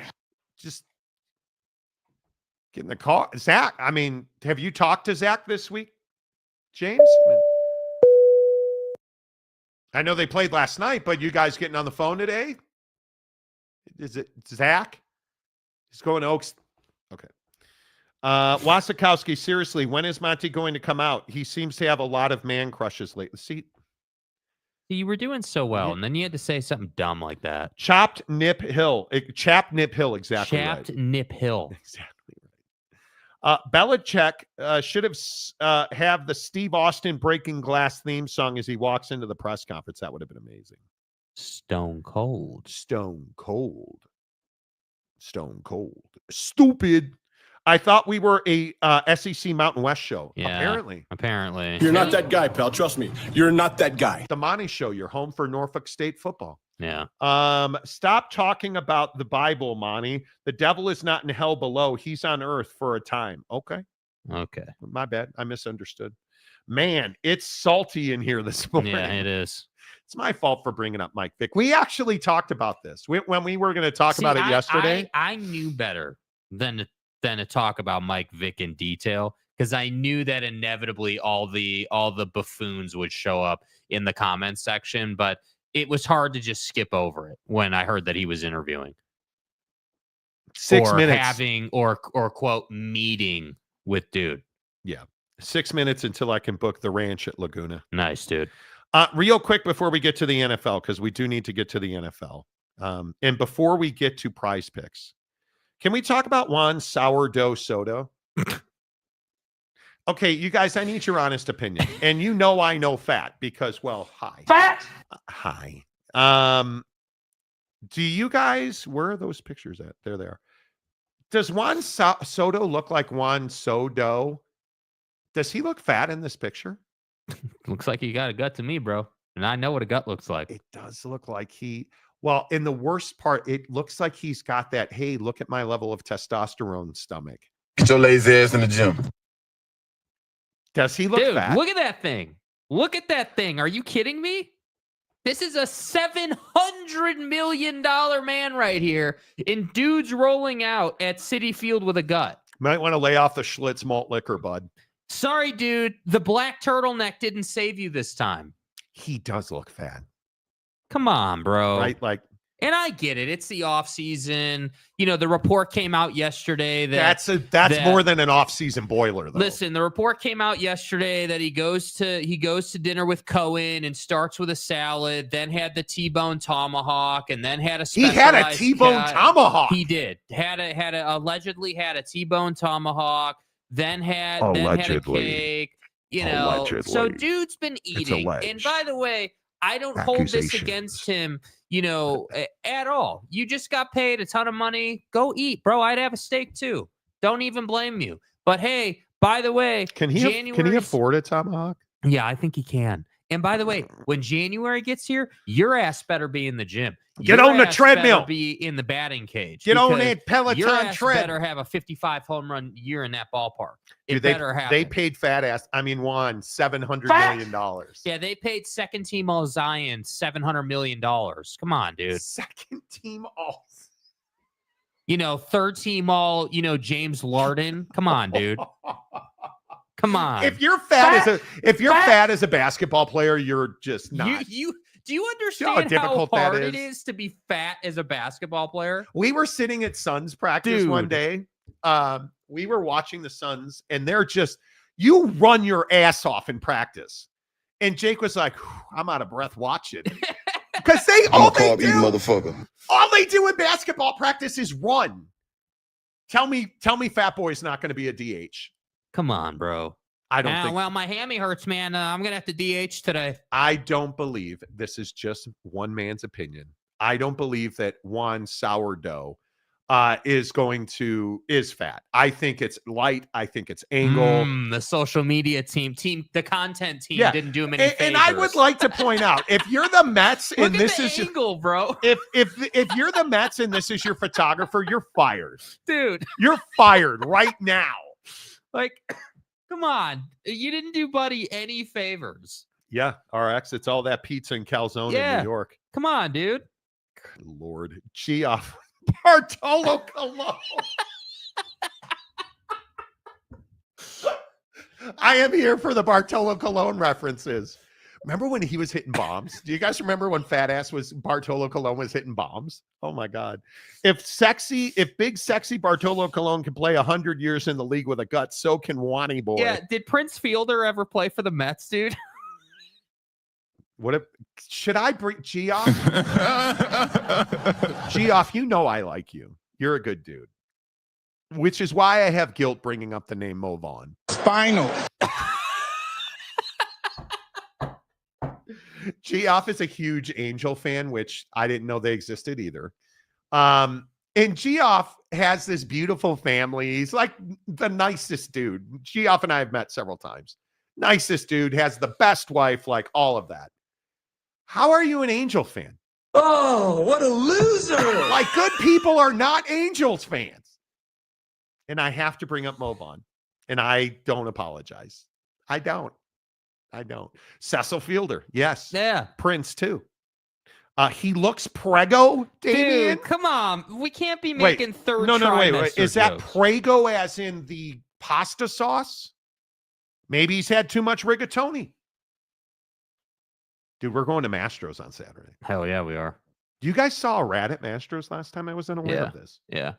We got sat out on the patio, and there were several little. They weren't rats. They were little mice that on the patio at Mastro's in Laguna Beach, in Newport Beach.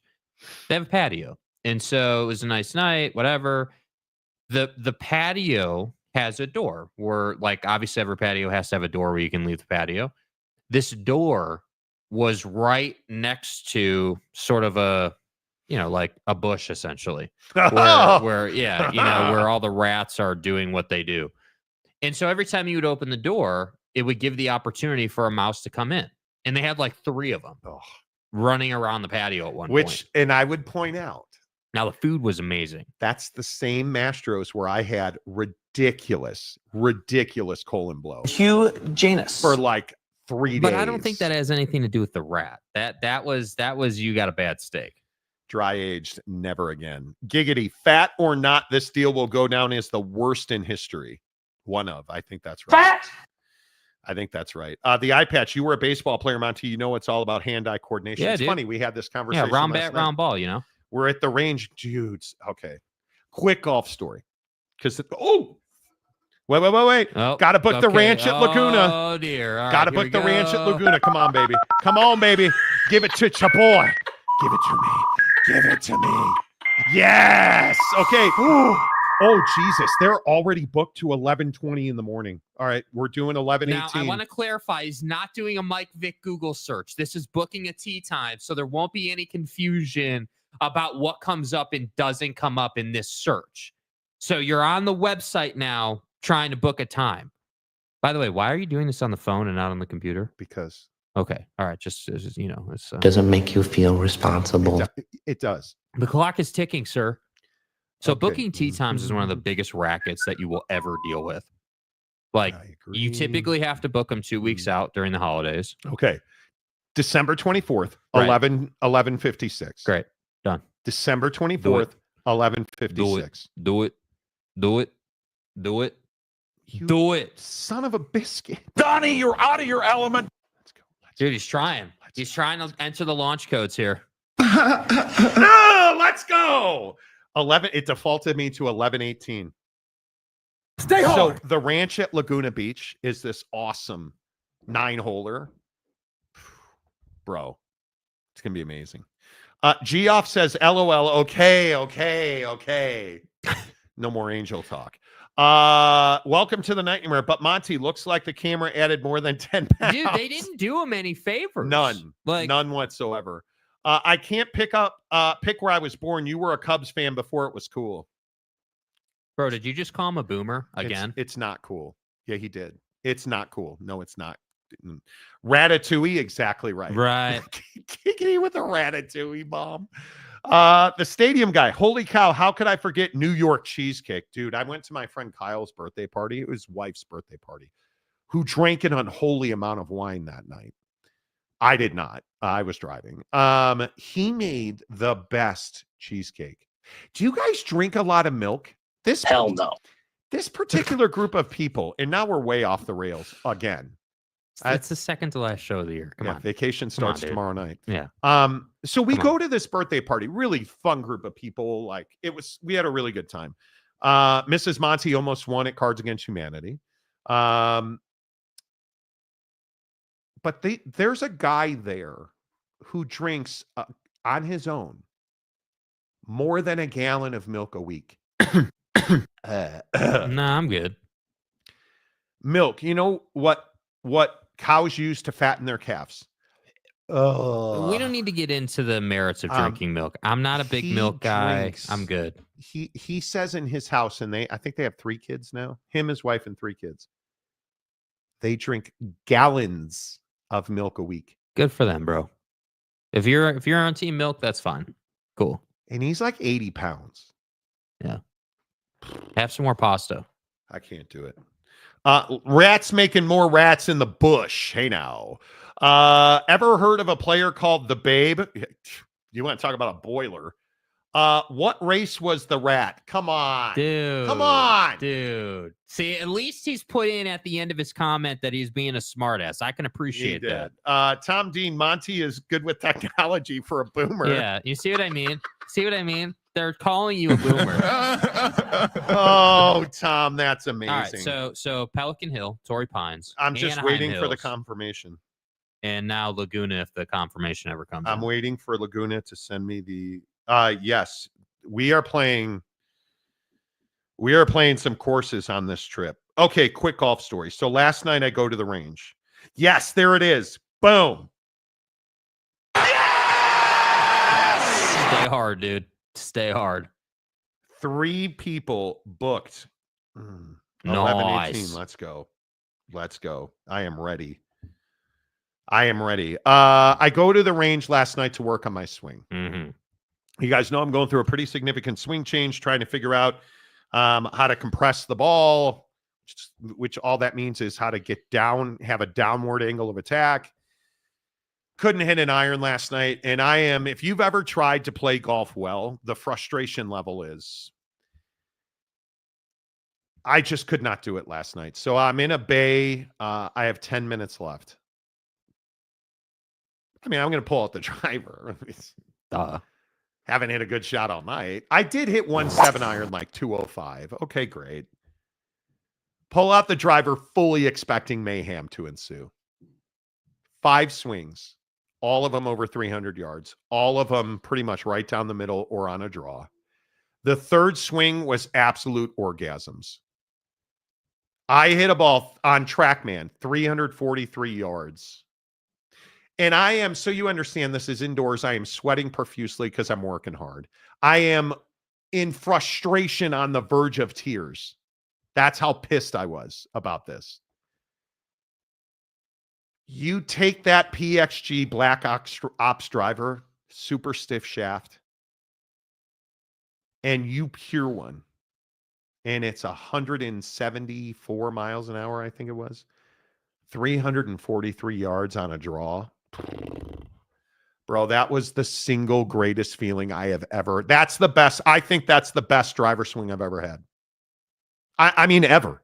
That felt so. Exercise a demon. That felt good. That felt really good. Yeah. That was. Joey B. Orgasm, iron play, and Christmas party talk. The Monty Show got you covered. Glass cutters. Exactly. That's right. Golf is.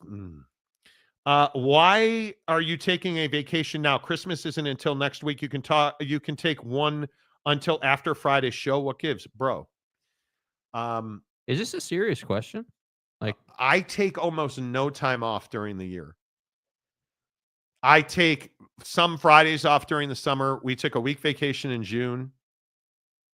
We took 4 days at Thanksgiving. Yeah, I'm taking the 18th to the rest of the year off. I am off for 2 full weeks to end the year, and I do not apologize. Now, will I be on Twitter Live probably at the end of the Notre Dame game? There's a high likelihood of that. Because after Notre Dame loses in the first round, you know, we got to talk about it. We got to talk about it. Nice contract. You and I both know he's losing in the first round. All right, let's recap. Presented by our friends at Prize Picks, prizepicks.com, the best daily fantasy app in the business. While I'm talking to you about Prize Picks, hook it up in the comment section. Who wins the college football playoff? Last night was not the best night I've ever had on Prize Picks. It ended a 6-play winning streak last night. I'd like to thank Caleb Williams. On a demon, I had 1.5 passing touchdowns. He threw 1 and he literally should have had 4. Legitimately should have had 4 in that game. Walker Kessler last night, he has 1 bad game. And it was last night because I picked him. And I deserved it. Why would you ever think that the Jazz had played defense? They gave up 144 points to the Clippers. I just think it's very risky to take anybody on the Jazz. Walker Kessler last night, 10.7 boards, 2 assists. I needed 22.5. He gave me 19. What James Larden had 41 last night on 7 of 11 from 3. Fat. I mean, Norman Powell had 29. You gave up 29 to Norman Powell. Yeah. All 5 starters in double figures. Good Lord. But that's Prize Picks. The beautiful thing about Prize Picks is you download the app, use the promo code Monty. It's not hard to win on Prize Picks. I'll just continue to say this. Here's the formula to win on Prize Picks. First of all, you deposit $5. They're going to give you 50 more instantly when you use the promo code Monty. Right there. Use the promo code Monty. You deposit 5, they give you 50 more. And then you're going to use the flex play, unless you're in Arizona. You make 3 picks, you get paid if 2 win. 3 of 3, you absolutely get paid. 2 of 3, you still get paid. 3 picks, flex play, $5. You're gonna win almost every night. Yep. It's not rocket science. It's when people try to do 37 pick parlays where I'm like, bro, come on. No Monties. Just remember, download the app. Tonight there's some interesting NBA tonight. And I would tell you, Bucks Thunder in the NBA Cup Championship has all kinds of numbers on it. And I encourage you, SGA is playing the game of his life. He is playing the game of his life. And I am a big believer that Giannis for 30.5 points is almost a lock. But I'm in the NBA, play points, rebounds, and assists. I really, really, really like Jalen Williams for 33 points, rebounds, and assists. His demon number's 39.5. Stay away from that. Giannis on points, rebounds, and assists at 48. That's almost a lock. Mm-hmm. But SGA at 43.5, I think he's going to get that. Yep. This is a big game. The big players show up. I think he's going to get that. And then, of course, and I'm just encouraging you, trust little Monty here. Hey, little Monty. You got to go with hockey to finish out the 3-pick flex play. Bro, are you being serious right now? Yes.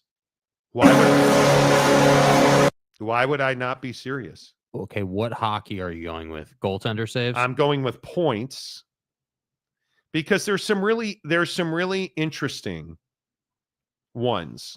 So Ryan O'Reilly, Nashville against the Rangers, just needs a point.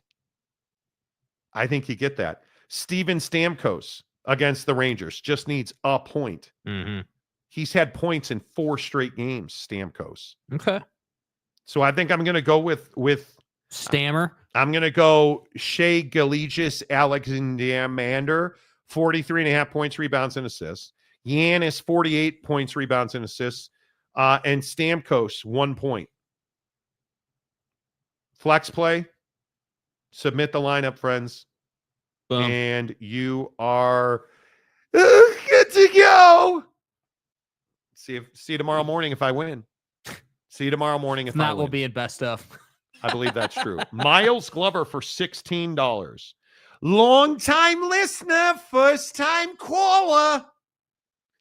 Monty, have an executive in Vegas role on me at Red 88, also my favorite. Let's go. Screw Jimmy and his pine saw and bleached chicken, bros. He's talking about a terrible decision I made the other night on pine saw Chinese food. You guys, don't go to Payway.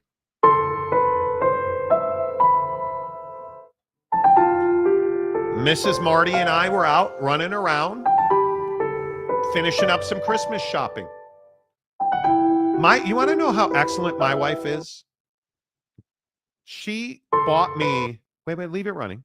Mrs. Monty bought me a box of TaylorMades, some TP5 picks, and a PXG glove for stocking stuffers. We're out at the PGA store. We're out running around through stocking stuffer land. Are you hungry? Yeah, I'm hungry. Okay.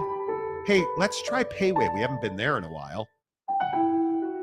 Well, why don't we just go to Red 88 Bistro? It's right down the street from the crib. We know that place. Their shrimp fried rice is unbeatable. Nah, Payway's right here.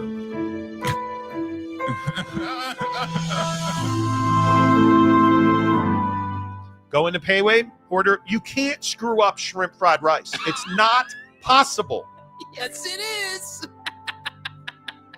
Apparently it is. Okay, fine. He screwed up the shrimp fried. You cannot mess up orange chicken.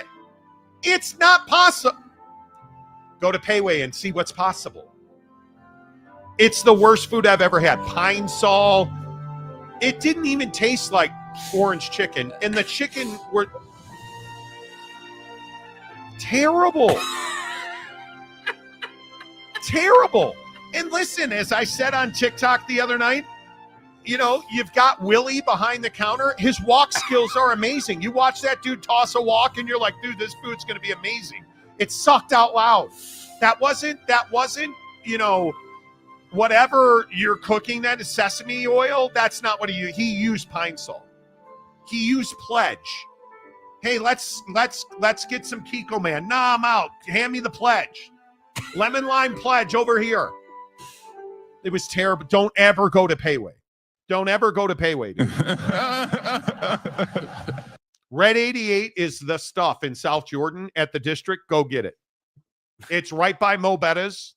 So you fantasize about really good chicken and Mac salad, but then you take a hard ride into Red 88. And I'm telling you, as I said, I walk in there, I'm Tony Soprano going to Vesuvios. Yeah. They're waiting for me. I've got an executive role on the way already. Hell yes. Vegas roll in the orange chicken. I know. Again, get crazy. It's chicken that tastes like orange with great brown rice. Their shrimp fried rice, I get shrimp fried rice, double shrimp, boom. Plump shrimp that are not small. They're large shrimp, large, small. Yeah, you like it plump, I know. You know, peaches and stuff. Right. Their shrimp fried rice is amazing. So yeah, Miles, I appreciate the $16 tip. Thank you. Monty had some bull rattling action after that. And how? Certainly, dude. And how? So I got this new water heater at the house too, by the way. Do you know how hot the water? Do you know that water heaters make hot water? Hot water heaters make hot water. Thank you. Yeah. And do you know that when you replace your water heater, you actually get better water pressure? What? Hey, no reset. Turns out when your water heater's 17 years old, it's not functioning at its best level. Wow. You playing golf in Vegas this time? UNLV football is at an all-time high. Coach got $3.5 million contract, and our NIL went up big time. and we're opting into revenue sharing. Dan Mullen was a good hire, Phil. Yeah, we're playing. We are playing Lake Las Vegas. I don't know. Mrs. Monty doesn't want to play Wolf Creek, so I don't think we're gonna. I think we're gonna go. Well, I know I have a tea time at the Ledges already. Yeah. So up in Can't say I blame her. St. Jeezy. Tanner Plummer, hello. We got to talk about your Eagles, dude. But isn't Mo Betta's where the sinners go? It is. You want to talk about another mistake? I went to the downtown Salt Lake City Costco, which is massive, after a terrible range session on Sunday. Why did you go to the downtown Costco? Because that's just not. I'm going to be honest with you. I'm contemplating whether to bring this up or not, because the hyenas in the comment section today. Is this more boomer material or? So my new favorite food has been Impossible Chicken Nuggets. You can get them at Costco. $11.99. Get you a 1-pound bag until they don't have them anymore. So we went downtown because that's the biggest Costco with the biggest selection. They don't have them. Do people just get stupid at Costco? They don't drive well in the parking lot. They cut you off to make sure that they're the absolute next car in line at the gas station. And then whatever that was near the produce cooler, I don't know. Yeah, I avoid that Costco at all costs. No. Panda. No, dude. Come on. Panda Express? I haven't been to it in years. Because it's garbage. Monty always talking about his wheelie behind the counter. We get it. No, I'm not doing it. Oh, thanks for missing my membership milestone comment. Did you have a membership milestone comment? Here we go. Tanner Plummer, 23 months. How's Bucket of Bullets? You're a jerk. Okay. See, this is why you don't get the standard sound for your membership, because you bring up Bucket of Bullets, dude. Well, you want to know how long Tanner's been here? This goes back to when we did that show in my basement. Dude, bro. Bucket of Bullets is my mother-in-law's new husband. Yeah. He makes arguments pro-abortion or anti-abortion arguments using chain link fences and stuff. It's kind of wild, dude. The guy is detestable. I'm not a fan. You don't like him? Do you buy him a Christmas gift? You have to. My fucking ass. No, you have to. Right? We're going to Southern California, and we all get together for Christmas. I ordered the most bomb charcuterie tray, catered charcuterie tray was my response. I'm bringing Costco macaroni and cheese, and I am bringing a charcuterie tray. For 20 people was $175. I found it on Yelp. I found this lady on Yelp who makes custom charcuterie. Damn. Wait, and she's bringing it? I have to go pick it up. That's sick. Well, which means you have to go pick it up. Right. But one of the things that we're doing now is like gift exchanges. We're not buying individual people gifts, except my mother-in-law and her husband. What, am I going to be the guy that shows up without a gift? I don't even remember what we're buying him, but this guy. No comment. Tanner, I have a lot of mad love for the Bucket of Bullets reference. Yeah, nice job, dude, but no comment. I do. Taterman, Costco and stupid in the same sentence is mandatory. You ain't even wrong. For my job, I have to go to Costco every Tuesday, and the drivers and the people are usually nice. Don't go downtown, Tanner. Phil Venzer, it's only the Pac-12 Cam files lawsuits. The only thing the Pac-12 can do. We were going to talk about that today, but it's just a retread. I feel like it's just the same behavior in another one. Like it's fine. Yeah. What was it? Utah State and Colorado State filed a lawsuit over exit fees. Cool. Okay. What else is new? What I was just asking for a friend exactly. Yes, you get Costco fever. You sometimes have to call people to talk you down. Exactly. Yeah. Oh, man. The Tater Man, wait, you don't do this show in your basement? It sure looks like it. I'm truly shocked. Exactly. Yeah, thank you. You Thank know. you. Yeah. The cost of this equipment alone. It's the only thing the Pac-12 can do is file lawsuits, yeah? And I don't think they're going to win. YouTube user Salty Peanuts, hey, I just got my orange membership star, but I haven't received a shout out either. When did you? We don't see that stuff, you guys. Where is it? It doesn't show me that. It usually only shows me like Tanner being a member for 23 months. Yeah. That's all it usually shows me. So, you know, give him a gift card to Payway. Honey, get a gift card to Payway for Bucket of Bullets. How savage. I know you guys like to go out to eat. So Get some gabagool. how about you get some gabagool.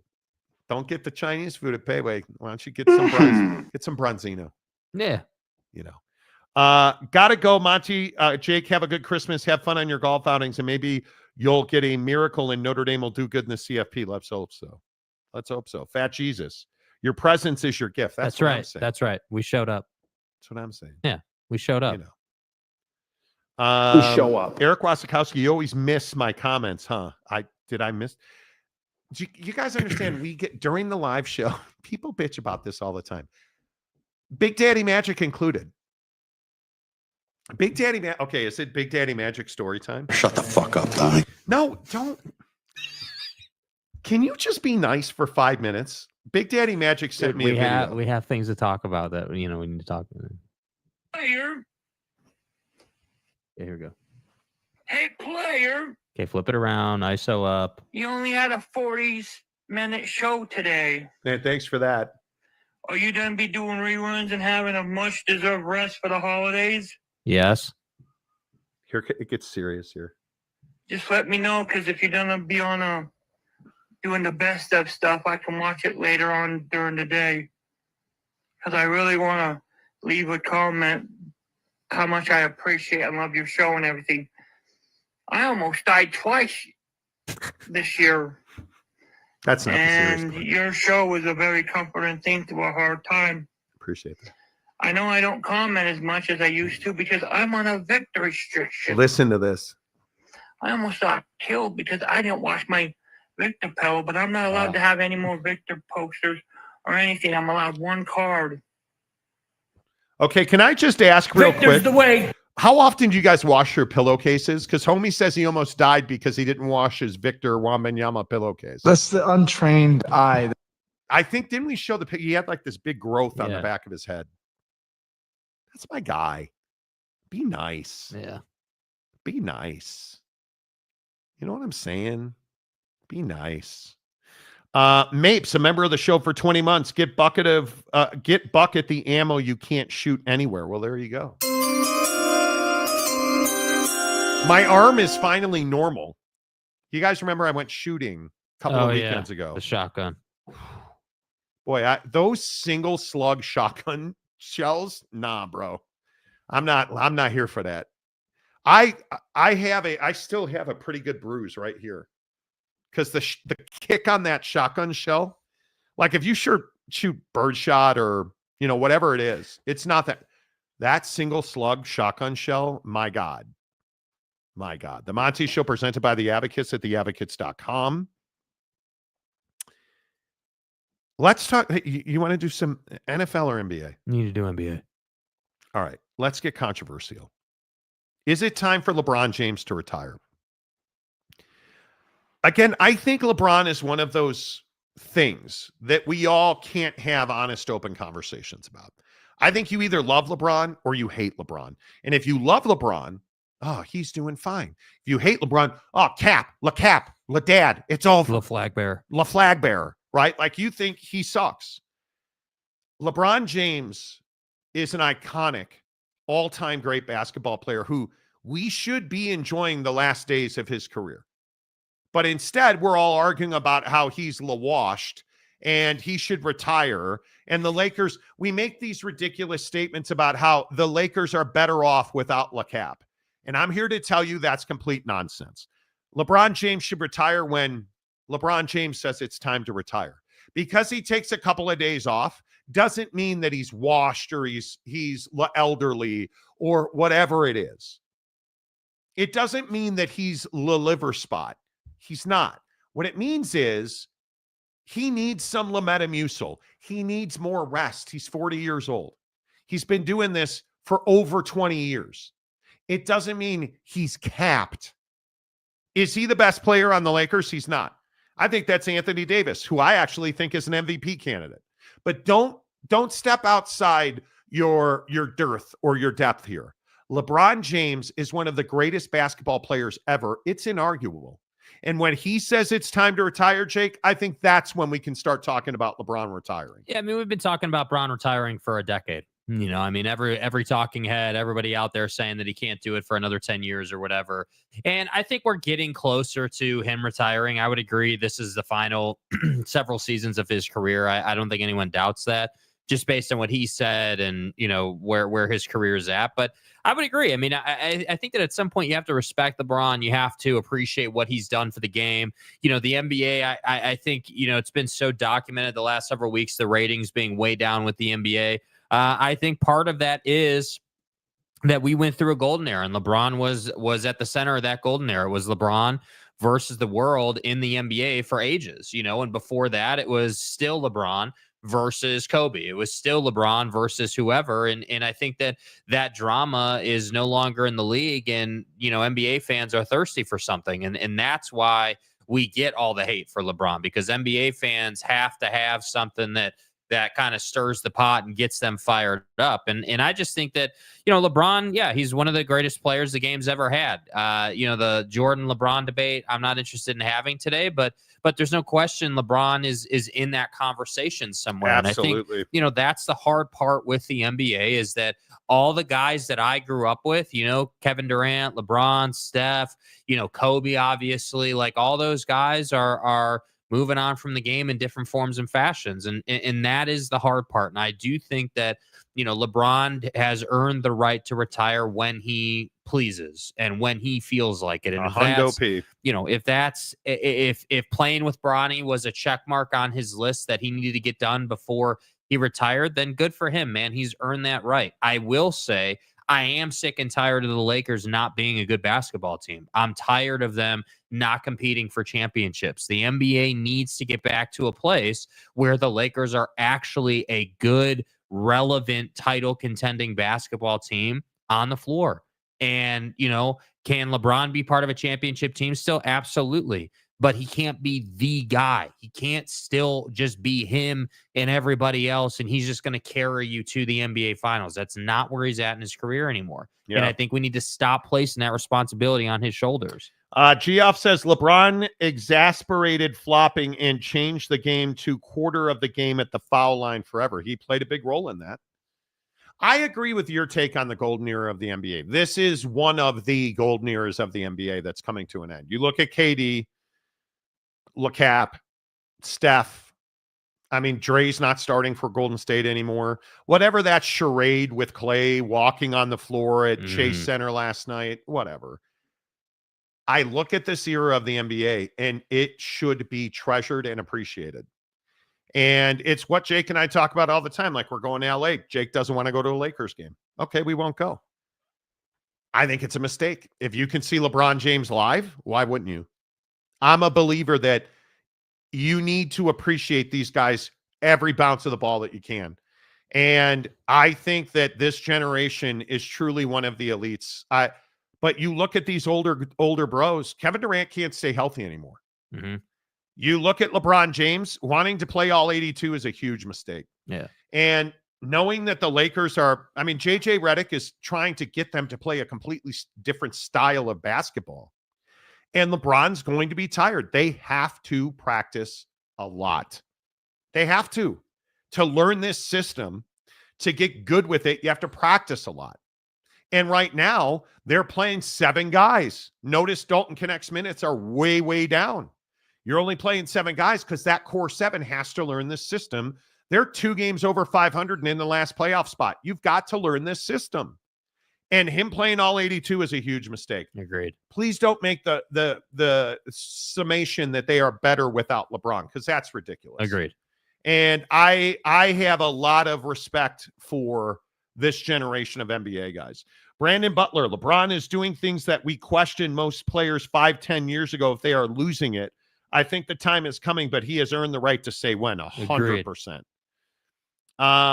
Jeremy Bolton. Oh, the NBA is on.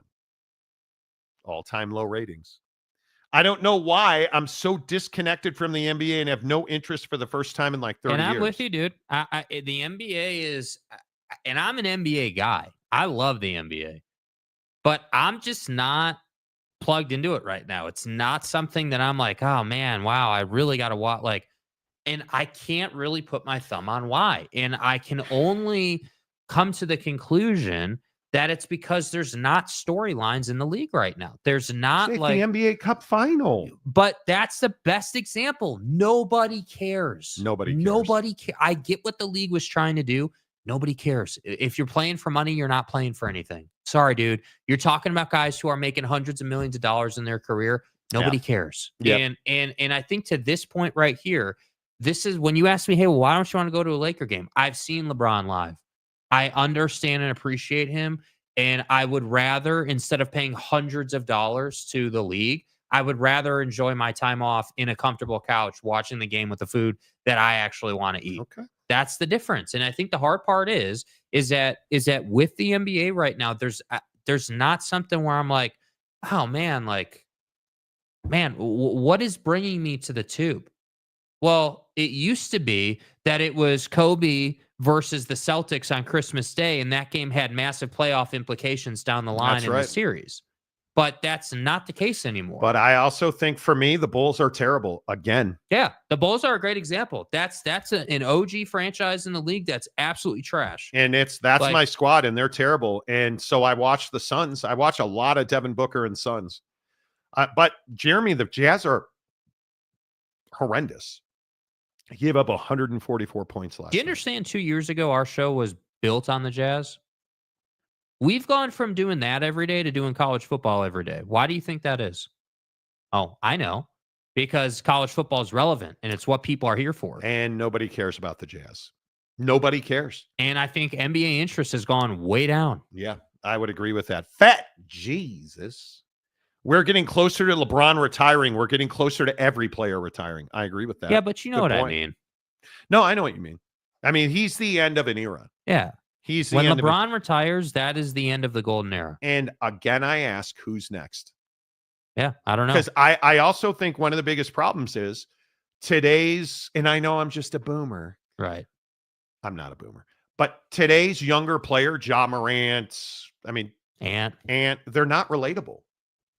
They're truly not relatable.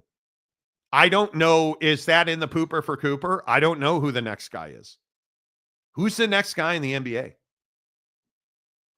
I haven't the slightest idea. I could not tell you. Yeah. I do not know. JC, good show later. Everyone enjoy an awesome day. You too, my guy. Thank you. Salty. For me, Bird Johnson took the NBA to a new level. The finals were tape delayed at the outset. They were. Then Jordan supercharged it. Nobody else has had that effect. Yeah, you see, so in that time in the league, the NBA was dominant. The NBA had everything it needed to dominate the storyline and be the thing that everyone was talking about. And now it's just like, I don't know how the NBA gets back on the pedestal, gets back to being the thing that dominates Christmas Day. Because that's what I've looked for, dude, for probably 10 years. Like before the pandemic, for probably 10 years, I was like, yeah, dude, Christmas Day, we're eating our ass off. We're watching hoop. Like, this is going to be awesome. But not anymore. LeCarron should have retired 3 years ago. Well. Oh, Jeremy, you're yep, you need to appreciate every second. Look at Kobe. He went, and now wish I would have seen more games, especially the end of his career. You need to appreciate these guys. And Donuts, good morning, my friend. Used to be a big Laker fan, swing left, shoot right, but there never seems to be synergy with LeBron. Nope. I think two things can be true at the same time, even though they're juxtaposed. I think they'll be better off moving forward without LeBron because you can move on. Right now, with, Ladad there, you need to continue to find talent that fits in with him. I think it's tragic that Dalton Connect is only playing 10, 12 minutes a night. I think he needs more minutes. He's probably got to earn it. And I'd also point out all of you who said Bronny can't dominate the G League might want to rethink that. Have you seen his games for the South Bay Lakers? Yeah. Homie can play. Salty, I just saw a promo for the finals of the Cup. I had no idea it was even happening. That's a lot of people. Wasikowski, I'm a Pistons fan, haven't watched since 2004, and you have real talent there. You have real talent there. The eye patch, Ginobili flopped a lot, and that was 20 years ago. God, I hated the Spurs. Tanner, call me a homer, but when the Jazz are bad, I don't really care about the NBA. Right now, it's the Utah Hockey Club in the NHL. There you go. Geoff, Jeremy, watch hockey instead. Once Kurt Rambis with those glasses and hair stops strutting down the court, I bailed on the NBA. Good old Kurt Rambis. Good old Kurt Rambis. Okay. Brandon, too many teams are super awful, and it's not worth watching the predetermined losses. Well, there's a lot of that. I can't even hate the bum, a.k.a. Alex Caruso this year. Yeah, I know. I know. Yeah. I can't even argue with that. I cannot. Somebody is knocking on our door. So there you have it. Yeah, I think the NBA is in a tough spot. I really do think the NBA is in a tough spot. All right. The Monty Show, as always, presented by the Advocates at theadvocates.com. Always good to see you guys. Thanks for being here, man. Thanks for having the Mike Vick discussion. Those of you who actually engaged. One more show for the year tomorrow. We'll talk about the NBA Cup and who won the NBA Cup championship. Appreciate every one of you. Please hit the like button on your way out the door. Until tomorrow, say goodbye, Jake. Goodbye, Jake.